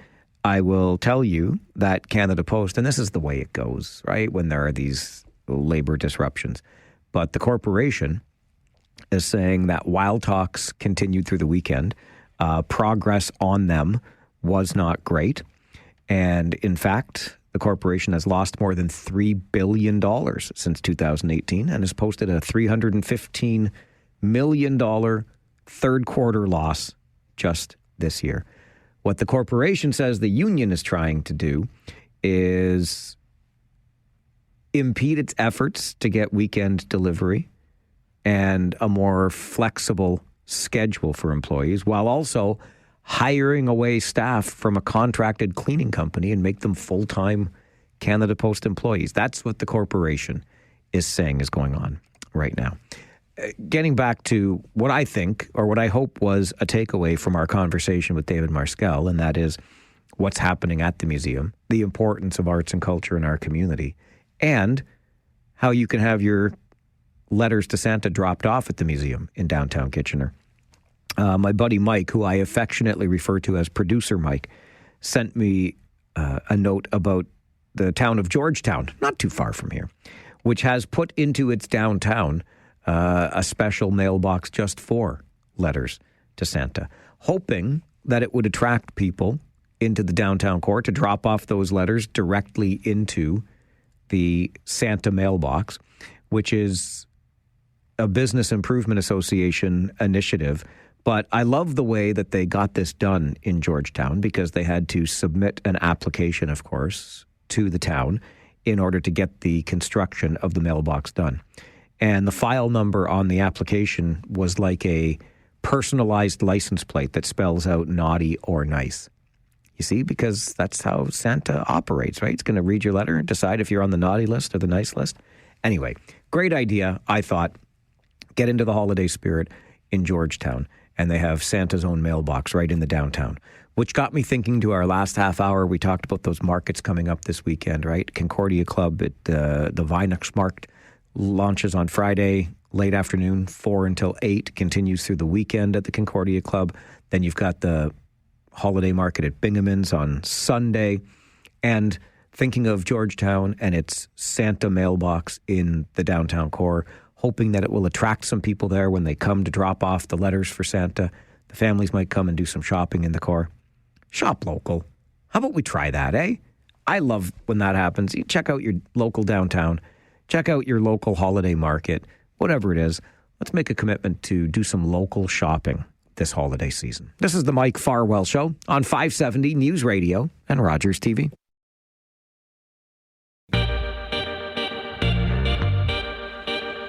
Just ahead of an update in the 570 News Center, let's quickly go back to the phones, hear more from you. Richard, good morning. Hi, Mike. How are you? Good. How are you? Well. It is. Thank you. Well, thank you. Just two quick things. Thank goodness we all live in a country where we can actually voice our opinions about our jobs. Number two, sometimes the squeaky wheel gets the oil, but sometimes the squeaky wheel gets cut and replaced. So that's something to think about. Have a great day, guys. Thanks, Richard. You too. Appreciate it. That, of course, regarding our strike at Canada Post now into its 11th day. It is kind of nice when you think about it, isn't it? That you can call your local radio station and gripe about not getting your mail and how you feel about the employees who are not on the job and how you feel about the pay that they get and the benefits that they get that you don't, etc. And then there's the other side of that coin. And I heard a little bit of it this weekend on a replay of Now You Know with Rob Snow and how he has been on the receiving end of two downsizings or two different times in his career where he's been let go. Happened to me once, but it didn't last long. I was really lucky. That's where I ended up actually landing here at this radio station back in 2007. Different times, but private companies tend to, when the going gets tough and the costs are too high, they start to trim out staff because, you know, those human costs are the expensive ones. I don't like to think of them as cost. We humans, we're investments that you're making in your company, right? This is the Mike Farwell Show, 570 News Radio and Rogers. Has anybody heard from Crazy Dave? Has anybody heard from Crazy Dave? Has anybody heard from Crazy Dave? Now that cat couldn't spell to win a bet, but he carried this battered notebook full of his poetry. More soul per square word than the Lord's Prayer. He was the kind of guy that called a spade a shovel, and a violin a fiddle, and a lady ma'am. And I don't even know why I think of him now. Maybe because he never told me a lie he'd have to apologize for later. Because he'd speak to a guy straight, eyeball to bloodshot eyeball, like he'd never even had a secret. No, or more soul per square word than the Lord's Prayer. Our friend David Drew, owner, negotiating change, government relations, stakeholder engagement strategies. David joins us in studio every Monday morning, 11:30 for Drew's Views. Good morning, sir. Good morning. How are you? I'm all right. How are you feeling? I am doing quite well, actually, and I feel stupid for asking you how you're doing because Dave Marskell asked you that on my drive in, and so I already knew the answer. That's okay. You can ask me again. I like it. It means that you care. I know, but the repetition for the listeners. I thought you were talking about your reputation of somebody who cares. What? Yeah, exactly. I'm willing to risk that somehow. I'm wondering if your knickers are any less knotted or you are still all apoplectic about the GST holiday and forthcoming rebates, plural. The feds are trumping Doug Ford. It started off with Doug Ford, and I came on here and I talked about what a stupid policy it was. Yeah. And then the next week, I think it was, Bonnie Crombie came out with her Liberal proposal on a tax cut. And I explained how it was in some ways better and in some ways quite stupider. And now I think we're really scraping the barrel. We are sending 200 and how much are the checks again? 250 from the feds, yeah, 200 from the province. Yeah, but for the federal, 250, and they're calling it targeted. Yeah. Because it's only going out to the bottom 95% of working people in Canada. And, you know, you could say, well, better 95% and 100%. Okay, sure, what the heck? I'll agree with you. But don't call it targeted. Don't try and tell me this is targeted. It's going to the bottom 95%. How much more targeted do you want? Well, That's like aiming for Toronto and hitting Ottawa. A regular listener by the name of Rob, who gets his income through ODSP and other supplements, does not qualify because he did not file a tax return in 2023, and he is very upset to be excluded. Okay. Yeah, I can understand that, but not every program is for everybody. And I think last week I was talking about this in the concept of fairness, where not every program should be an income redistribution program. And for all the reasons I do not like this, Adding more people to it would not make it better. It would make it worse. And so I'm sorry, but it's the same thing with the retirees. It's the same thing with the students. As stupid as this program is, it has a designated function. And the fact that you are not part of that function is regrettable, but not every program is for everybody, even with this government. But then let's talk quickly before we move on about the HST cut on certain items. Sure. So if you're on the Sunshine List and you're earning $100,000 a year minimum, you might be earning up to $150,000 a year minimum. But totally separate from that, PlayStation consoles, Xboxes, HST holiday for 2 months. Why? Why? And then just because you're going to buy one as a Christmas gift. So? And then the idea of going out for dinner. I don't know how many people are going to go out for dinner more, but I'll tell you this. The person who's earning $30,000 a year isn't going to spend on dinner what you do. They're not going to spend on dinner what I do. This is not something that is giving back to those people who need it. This is not targeted. And then you get the idea of right at Christmas season, all these small businesses have to wait for the idea that their sales are going to be pushed till December 15th. Then they have to reprogram their point of sale systems. And so, yeah, this really scrapes the barrel on the stupidest of policies. And I'm sorry that some people are going to be left out of it, but adding them to it would not make it any better.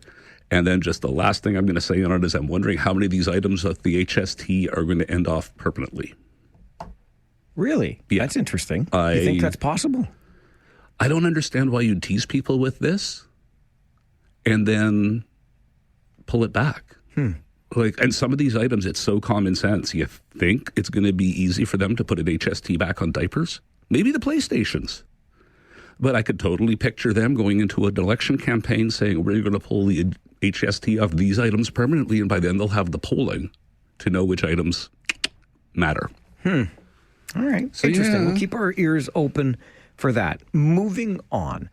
I was working Friday night. There was a Kitchener Rangers game. After that game, I got on the bus to travel to the next game, which was in Erie. And while on the bus, I kill time like most people kill time. I'm on my phone, doing some scrolling, reading some stuff. And there I see it. I see video coming out of Montreal with whatever in HE double hockey sticks was going on over there. Anti-NATO is the way those protests have been described. And whilst that was happening en Montreal, Prime Minister Justin Trudeau was at the Taylor Swift concert with his kids. I'd encourage you to read the CBC coverage of Montreal and then read the Montreal Gazette coverage of what happened in Montreal. And honest to gosh, you'd think it was two different events almost. You don't hear the word Palestinian in the CBC reporting at all. Take a look at the Montreal Gazette coverage. But yeah, Trudeau was, and this was in Trudeau's writing, by the way, not just in Montreal nearby. It wasn't like that engineering firm he tried to save. But yeah, he was at the Taylor Swift concert with his family. And like you, I do not begrudge him that. But if I was staffing the Prime Minister, I would have been swearing in his ear saying, you need to understand how bad it's going to look to see you jumping around and dancing right now, juxtaposed against the pictures of what is going on in your writing. And I am not saying that that is fair, but I have been seeing it all weekend, and it takes me a second to stop shaking my head and go, yeah, but really, what would he have done? Well, and what was he supposed to do? It's not like we knew that was going. It wasn't a planned protest. It's not like they gave advanced notice and said, we're going to do this on Friday night. And then maybe because you're the prime minister, you have to change your plans with your family. It just so happened it was a coincidence. But yeah, Give the guy a break. I would have recommended that he left the concert at the time that it became clear. But how is he supposed to know what's going on? If he's at the concert, he should be at the concert. Be where you are. Dance. Sing with your kids. He shouldn't have been on his phone at all. Yeah, that's why you have staff with phones nearby. And honest to God, he did. There's no way he didn't. And there's always, they would have reached out to his security if they needed to. It was very, very possible. And I'm not saying that he would have been able to make a fundamental difference on the ground.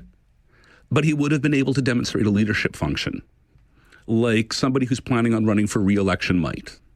And that was what I found so interesting about it, was there was nothing of that. It was literally just no change in tone from him, nothing at all. He sent out a tweet on Saturday. Yes, the next day. It's like his entire PR staff were at the concert with him and just so wiped afterwards they couldn't think about those icky things that were going on in Montreal. The leadership function should have occurred more definitively and much earlier. Not just because this is a foreign policy issue, whether it's what's going on in Israel or it's NATO, not just because it's the Prime Minister's home riding, but because this is Canada in flames. And it's Montreal. It's calling for leadership. That's all. I'm not saying he could have made a difference on the enforcement on the ground. And I'm not saying that there's part of me I'm glad that as a father he did what he did. But if it was a guy who was at 20% in the polls planning on running again, I might have chosen differently as a dad. Sorry.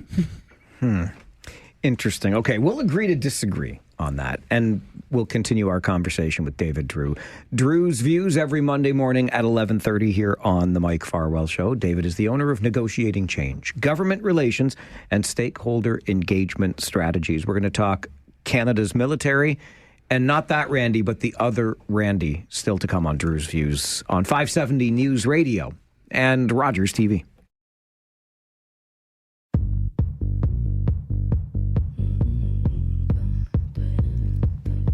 David Drew is the owner of Negotiating Change, government relations, stakeholder engagement strategies. He joins us, by the way, he's also he walked the hallowed halls of Parliament, of Centre Block. And he joins us every Monday morning at 11:30 for a segment we call Drew's Views. I just want you to have the full context of why we rely on David for these interesting perspectives. Let's talk about Canada's military. I'm pretty sure the headline I saw this morning, David, was that we should increase our spending by 3%, or up it to 3% of GDP. Forget this namby-pamby 2%. Let's go 3%. I'd be all over that. So would I. And the neat thing about it is, let's think about some of the ways that we could do that I don't think people would disagree with. We have a whole lot of military bases that need refurbishment and upgrade, and in a lot of cases knock down and replace. That's basically construction spending that would count towards the number. There's so much that we need to do. Giving our veterans a pension increase would work towards that number.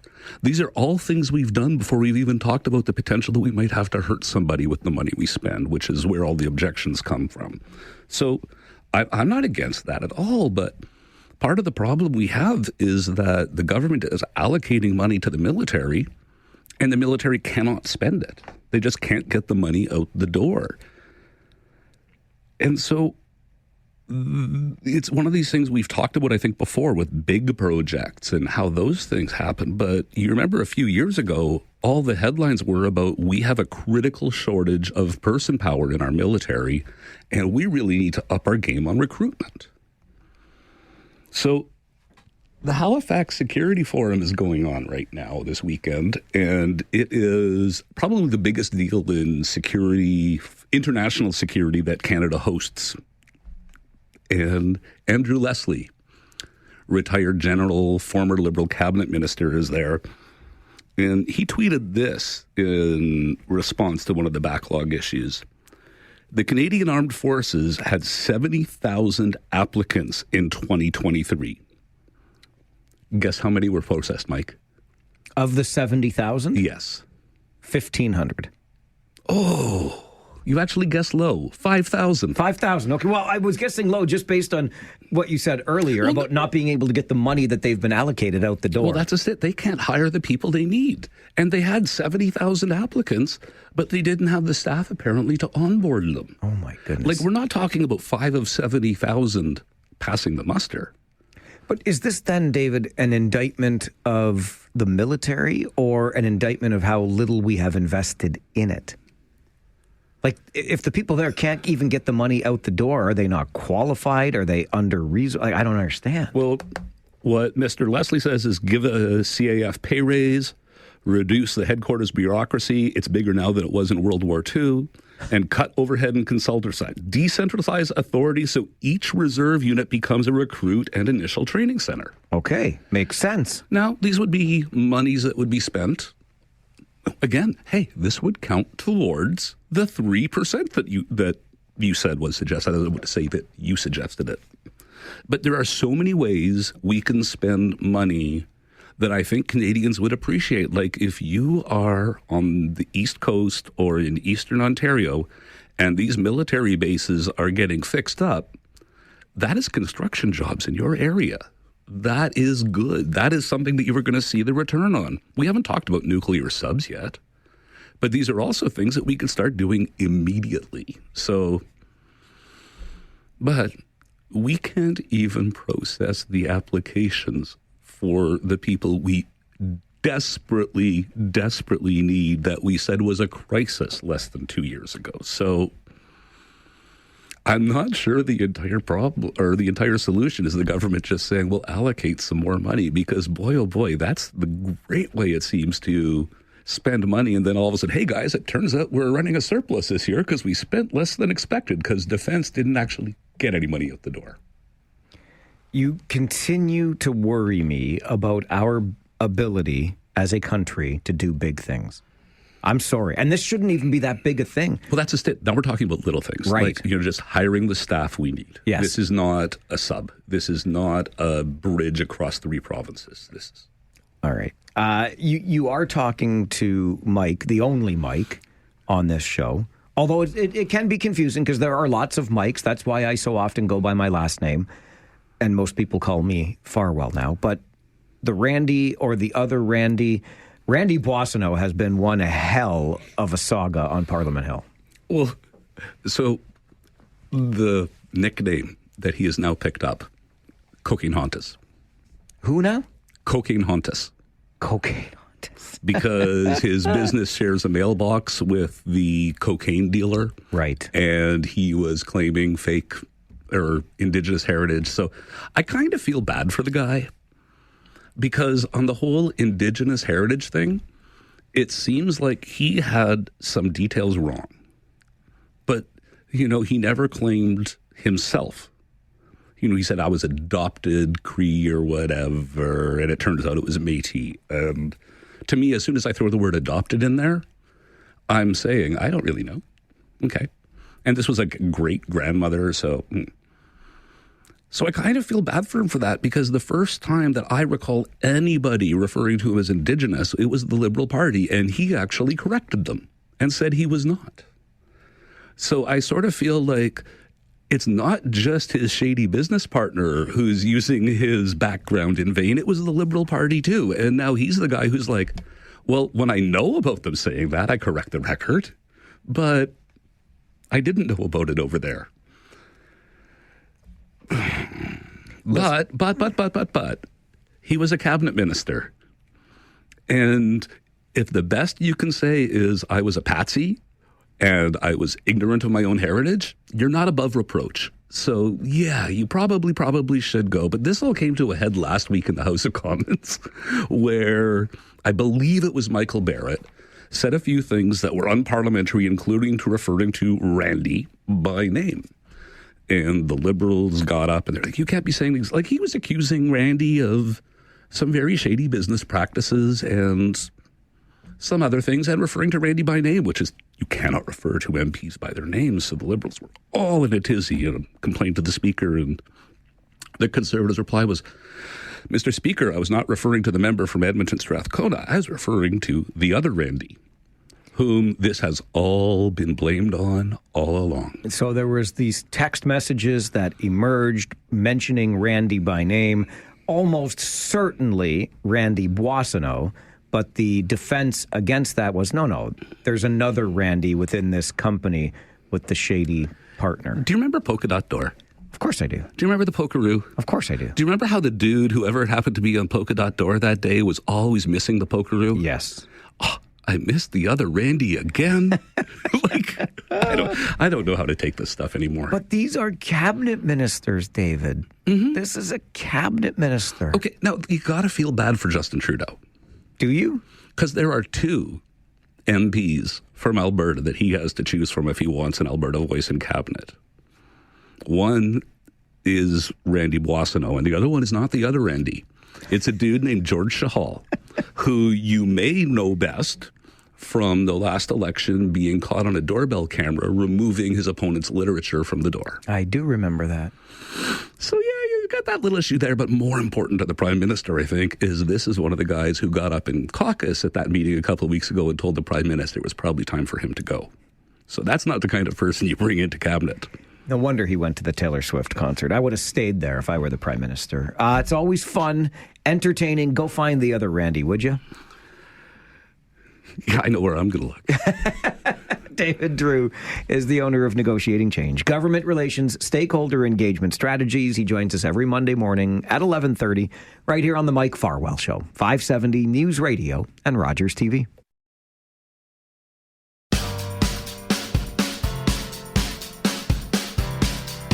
We have arrived at that time of the show. The noon hour marks the beginning of our open line hour called Talkback, where you get the chance to start the conversation. Because this is Monday, and in keeping with tradition on this program, on this radio station, it is the Rant or Rave edition of the 12 o'clock Talkback hour. So you've got a rant because you're unhappy about something. You've got a rave because you are happy. Get it off your chest and onto the air in the next hour. Maybe you want to tell us what you think of the Prime Minister being at a Taylor Swift concert while Montreal was under violent protest. This is the Mike Farwell Show, 570 News Radio and Rogers TV. Take out the papers and the trash, or you don't get no spending cash. If you don't scrub that kitchen floor, you ain't gonna rock and roll no more. Yakety yak. Don't talk back. Just finish cleaning up your room. Let's see that dust fly with that broom. Get all that garbage outside, or you don't go out Friday night. Yakety yak. Don't talk back. And your 12 o'clock talkback hour begins. It is Rant or Rave today. Rant because you're upset. Rave because you're not. 519-570-2545. Star 570. 1-800-570-5715. Phones already busy. Let's get right to them. Sean, good afternoon. Good afternoon. I wouldn't say I'm upset or unhappy, but the Prime Minister at the concert, well, the rioting's happening, you know, it's unfair, but he has to realize that when he decided that he wanted to be Prime Minister of the country, he set himself up for a lot of unfair situations. When you're the person where the buck stops, whether you like it or not, you have to fly the flag, make the appearance, and, you know, this stuff happens. That's why a lot of times... But what did you want him to do, Sean? I wanted him to appear, look serious, and make soothing sounds. Honestly, that's half the job. You know he can't do anything. This is why you typically don't take jobs like this until your kids are growing up. It's not, like I said, it's not fair. It's just the way it is. If you're not willing to accept that, you shouldn't take the job. Sorry. All right. Appreciate the call. I just, like, it's not like you knew. It's not like it was planned that Montreal was going to be set ablaze. What are you supposed to do? I guess, yeah, somebody on the staff should have whispered in his ear, and we want him to leave the concert, I guess. I'm not getting my knickers knotted about this one, but that's just me. Paul, good afternoon. Good afternoon. How you doing today? Good, thank you. How are you?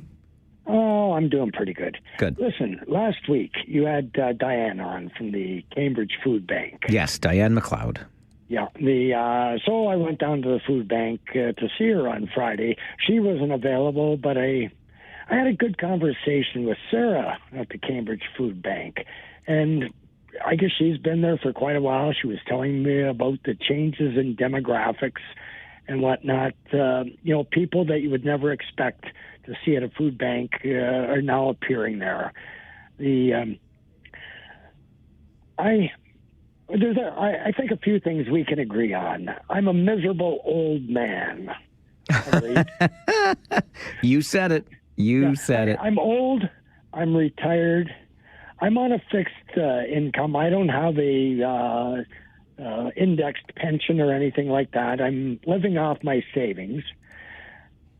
But I made a fairly substantial donation to the food bank that day.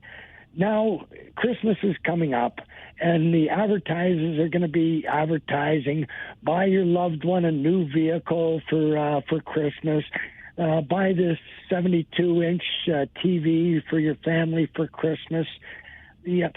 Maybe, people there are people there that are in a lot better shape than I am financially. They're looking at, spending. Hey, instead of buying that 72-inch big screen TV, how about dropping it down to a 60-inch TV and taking that difference in the money and putting it someplace good? Take it down to the food bank, make a donation there. There are people there. Now, with the Canada Post, of course, the food bank would send out their letters to the regular contributors asking for donations. They can't do that with the Canada Post on strike. So they're reverting to other things, whether phone calls or emails. I don't know what all they're going to do.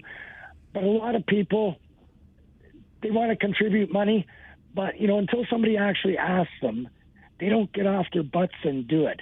There are ways without Canada Post. There's e-transfers. Now, a lot of that was something that amazed me. She said that they are seeing a lot of seniors coming into the food banks now. The people, they just can't afford to live. They can't afford to feed themselves now in this economy. And yet there's people who are going to go out and they're going to spend an outrageous amount on Christmas. They're going to buy a bunch of stuff based on marketing, stuff they don't want, don't need, won't use, and it'll sit in the closet. Take that money instead and go to the food bank, make a contribution, whether you do it online, an e-transfer, drop off a check. I know you can't mail one, but do something. The people lined up there looking for food, it was terrible. What I saw there, the people that are struggling, and after you do that, like I say, I was in there on Friday. Today, my other favorite charity, I stopped in as well, and I made a contribution at the Cambridge SPCA, because we got to remember our furry friends as well. So many people are suffering, not being able to feed themselves. They've had to give up their family members to the SPCA because they can't afford to feed them. Let's help out the SPCA as well.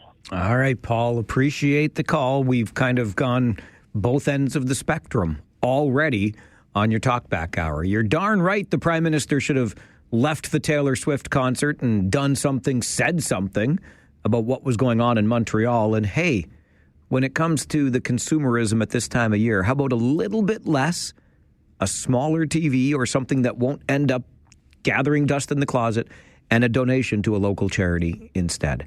We're off to a rip-roaring start. Rant or rave on the 12 o'clock Talkback Hour. This is the Mike Farwell Show, 570 News Radio.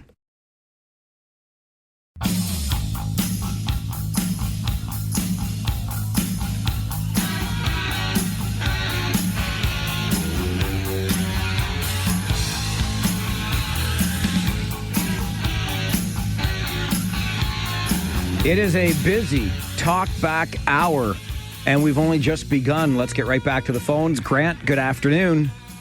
Yeah, good afternoon. Well, it must be nice to not donate money from Mr. Liberal leader to the food bank. Must be nice not to do that and spend it at a concert. Well, what if he went to the concert and donated to the food bank?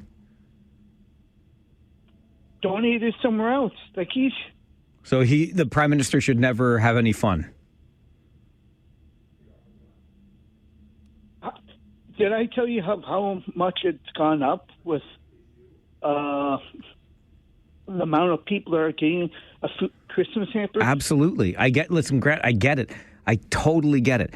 And I understand there's an argument to be made that we got let down by our fearless leader on the weekend. I get it. I just, from where I'm standing, I'll say two things. One is, I don't know what you're supposed to do while you're in Toronto and protesters are storming buildings in Montreal. Like, it's not like you knew that was going to happen. So do you just not go to the concert? And then I believe people of means can both go to concerts and donate to charities. I think they can do that. I hope they do that, certainly. But I don't know, it's kind of up to them. Like, there's stuff to do. If you want to do stuff instead of donate, that's up to you. I wouldn't do it that way, ever. Make room for both. Absolutely. I suspect the Prime Minister does. Why have I turned into a prime ministerial apologist today? I don't want to be that guy, but I don't understand this right now. Kyle, good afternoon. Hey, Mike, I'm sorry, but you're wrong. I think he should have left. This isn't the first time that a Palestinian protest has done something like this. I'm proud to be Canadian. I'm not sure if you are, but I'm definitely proud to be Canadian. And when you have acts like this going on in my home soil, you absolutely better leave that Taylor Swift concert. To do what, Kyle? About it. To do what? Mike, the burning of the flag is one thing. Now you got people doing this. You better step up and be a leader and stop this from going on. Well, but how is he going to stop it, Kyle?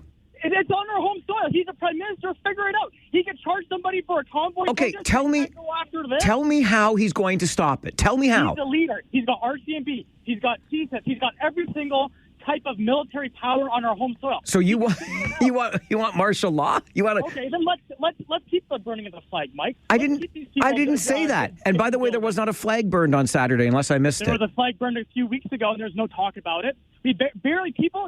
I'm sick of this. People are not proud to be Canadian anymore. Well, that's not true. You just said you were, and I am too. Let's just let this happen. Let's let buildings. But this is the thing. Like, I know, let's all this Kyle. stuff happen. Kyle, I'm pissed off about it. I know, I'm but pissed. Okay. Well, then you go ahead and be pissed. That's fine. Like, but then after you're done being pissed, just take a second and ask yourself, like, what is the man going to do? Okay, so he leaves the concert immediately. And then what? Then he sends in the military? He declares it an emergency and invokes the Emergency Measures Act? I just don't know. I don't know what he's supposed to do. I don't. That's all.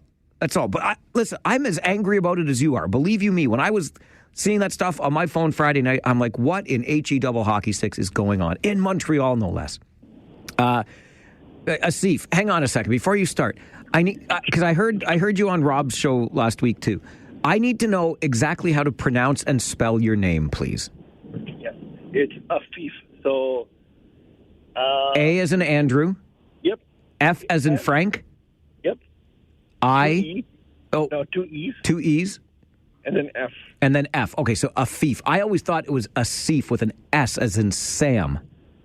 Both work. No. I want to get it right. Afif, my friend, thank you. Now I know. No worries.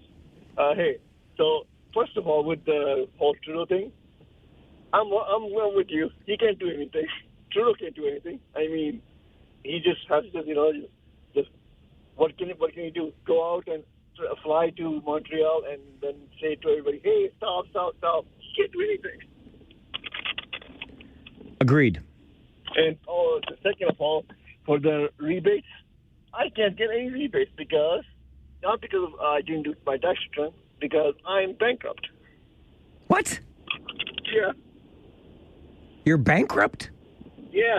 I did bankruptcy for my student loan because I obviously can't pay because I'm an Uber driver.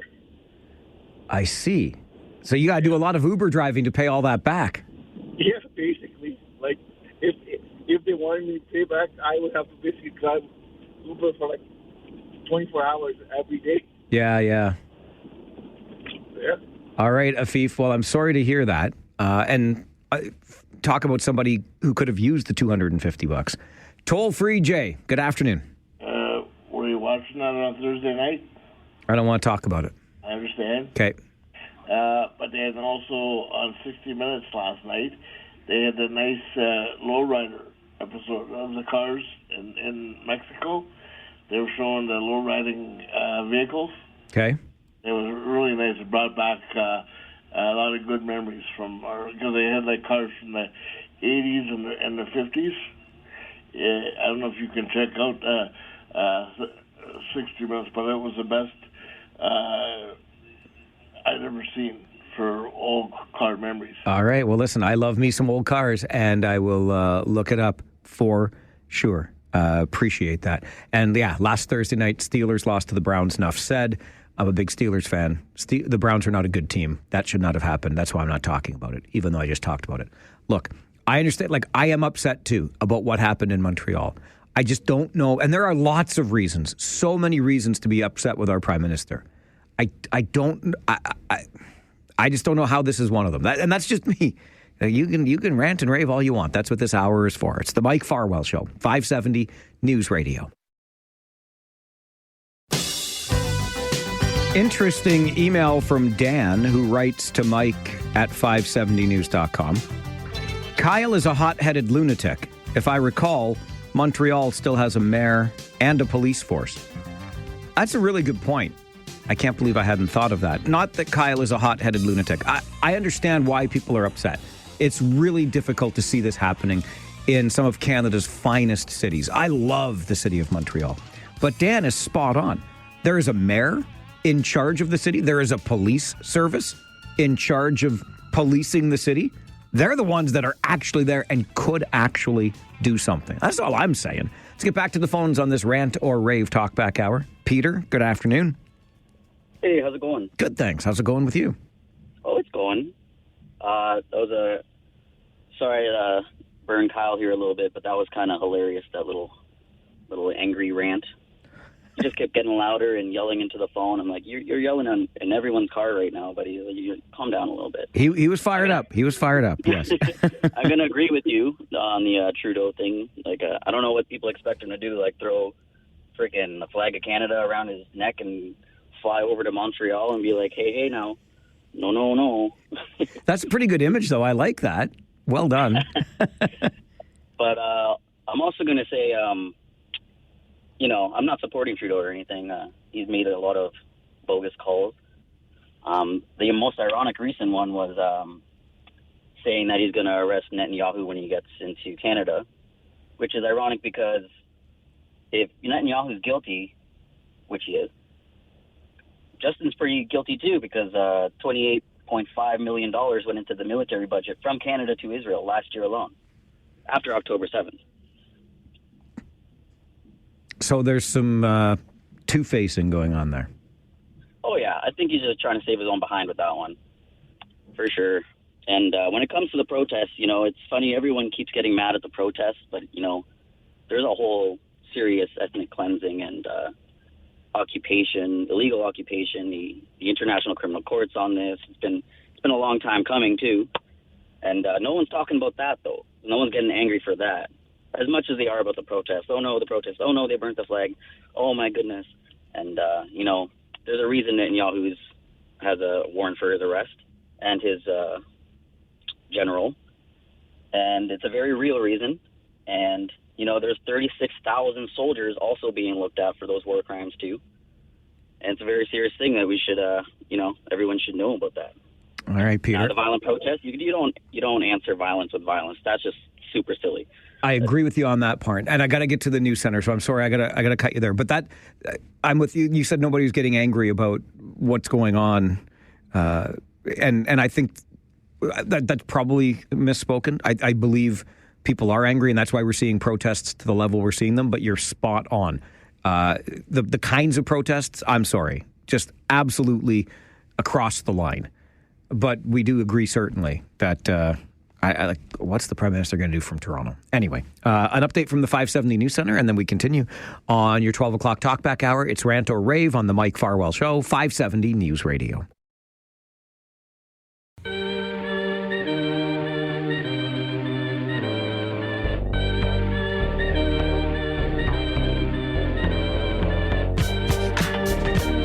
It is a busy talkback hour today. Let's get right back to the phones. Jeffrey, Rant or Rave, good afternoon.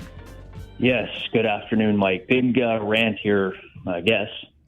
But you were saying kind of, what do you expect him to do? What do you want him to do? I don't expect Justin Trudeau to do anything, really, except what he wants. After a decade almost now, 9 years of Liberal government, he's been able to get away with quite a bit. So I think that a Swift concert is probably last on the bucket list, or whatever list that he wants to have. Real quick, though, I find a dividing people in this country has taken a massive step forward in the last few years. And I'll just go back a couple of years to when Toronto and Montreal met the playoffs for the first time in a long time. And that guy got up in front of everybody and explained how he was a Montreal Canadiens fan, and he couldn't understand why the Toronto Maple Leafs fans were so loyal and kept putting up with all the bull after no success. What prime minister in history or anywhere gets up and divides people with a hockey team, let alone a Swift concert, or let alone doing anything? I have no faith, just like many other people have, zero faith in what goes on right now with who's in charge. I don't expect him to do anything. I wouldn't. If I was in trouble, I certainly wouldn't be looking to him to help me. Well, that's good, because as was pointed out by Dan, who emailed earlier, the police service in Montreal would be on the ground, in the vicinity, probably able to help you. That's who you would expect to be called. Norma, good afternoon. Hi, good afternoon. I have two thoughts, if I might. One about Justin Trudeau. I didn't know anything about this protest until you started talking about it.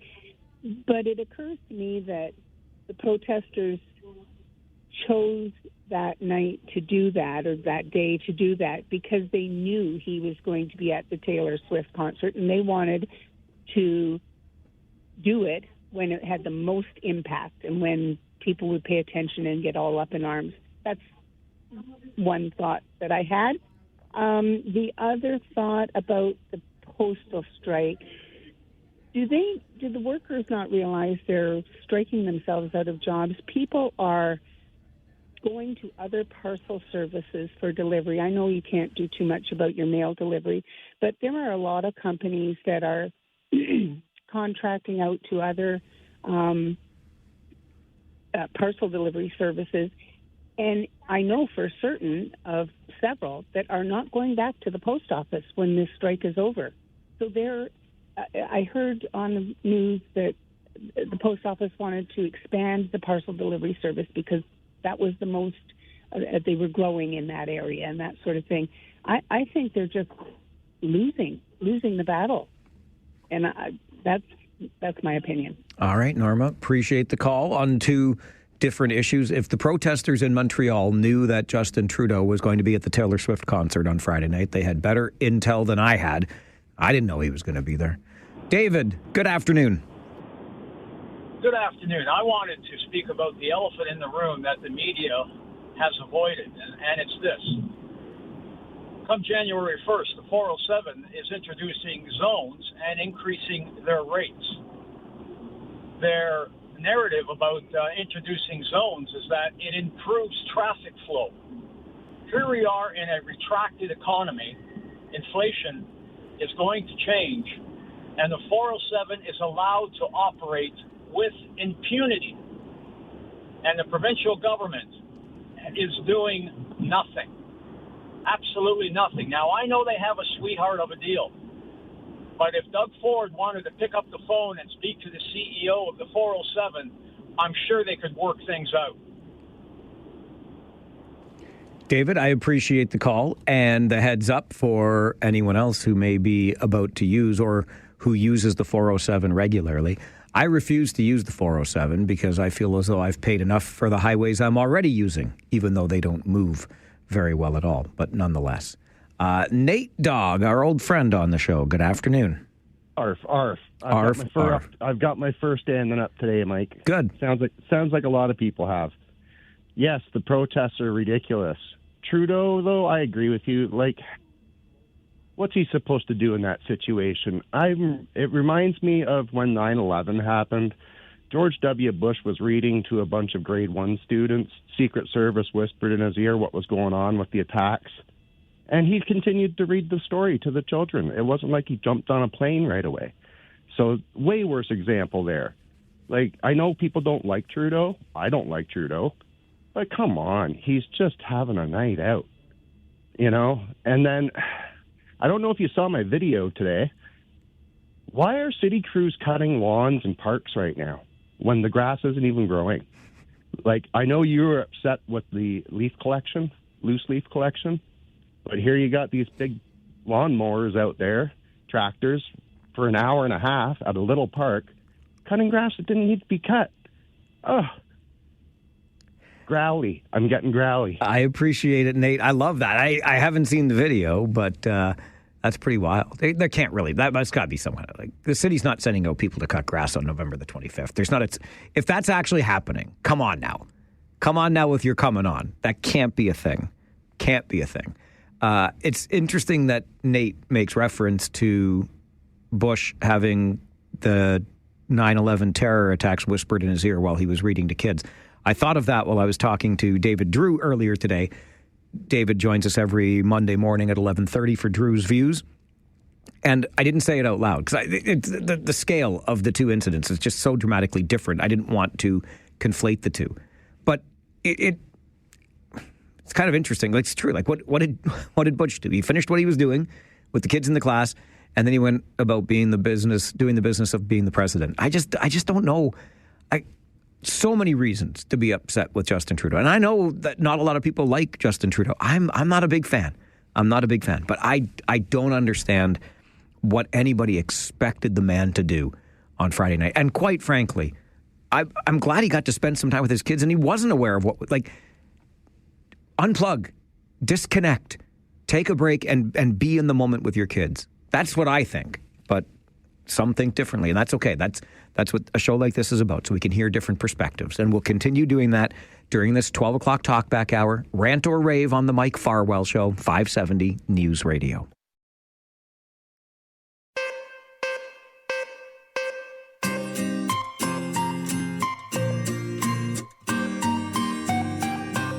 We really are very much alike. Every time I come back to work on a Monday, I'm like, I haven't talked in 2 days, even though I talked my poor beloved's ear off all weekend.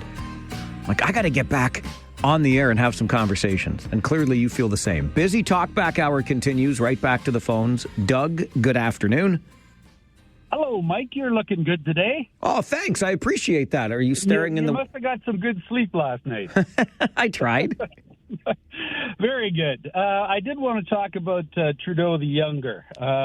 You know what? I don't agree with anything he's done, but I do understand he's probably working 24 hours a day, 7 days a week, a lot of stress. And if he can spend some time with his family at a concert, all the power to him. What I would like to see him do is stop letting 150,000 people walk across our border into this country every year. People, we have no idea who they are or what their intentions are. And once they're in Canada, they're able to disappear and do whatever they want. I don't understand why we have borders, pay billions of dollars for borders, border guards, immigration services, and then just let people walk into the country. I'm sure there are ones that have bad intentions in that group. Doug, I appreciate the call, and you make an excellent point around something I was referring to earlier, and that is there are lots of reasons we could be upset with Justin Trudeau. And he's admitted to the mistake that has been immigration policy these last number of years. So there's one thing that we can certainly be upset with. Tom, good afternoon. Good afternoon, Mike. First, for Nate there about the grass cutting. They're probably mulching leaves. We do that at a golf course once in a while. It comes the fall. They're not cutting grass, but they're probably mulching leaves. So that's probably what they're doing. With the protesters in Montreal, you're absolutely right, Mike. The mayor and the police should have been on top of this right away. There's nothing that Justin Trudeau could have done. Any prime minister could have done it.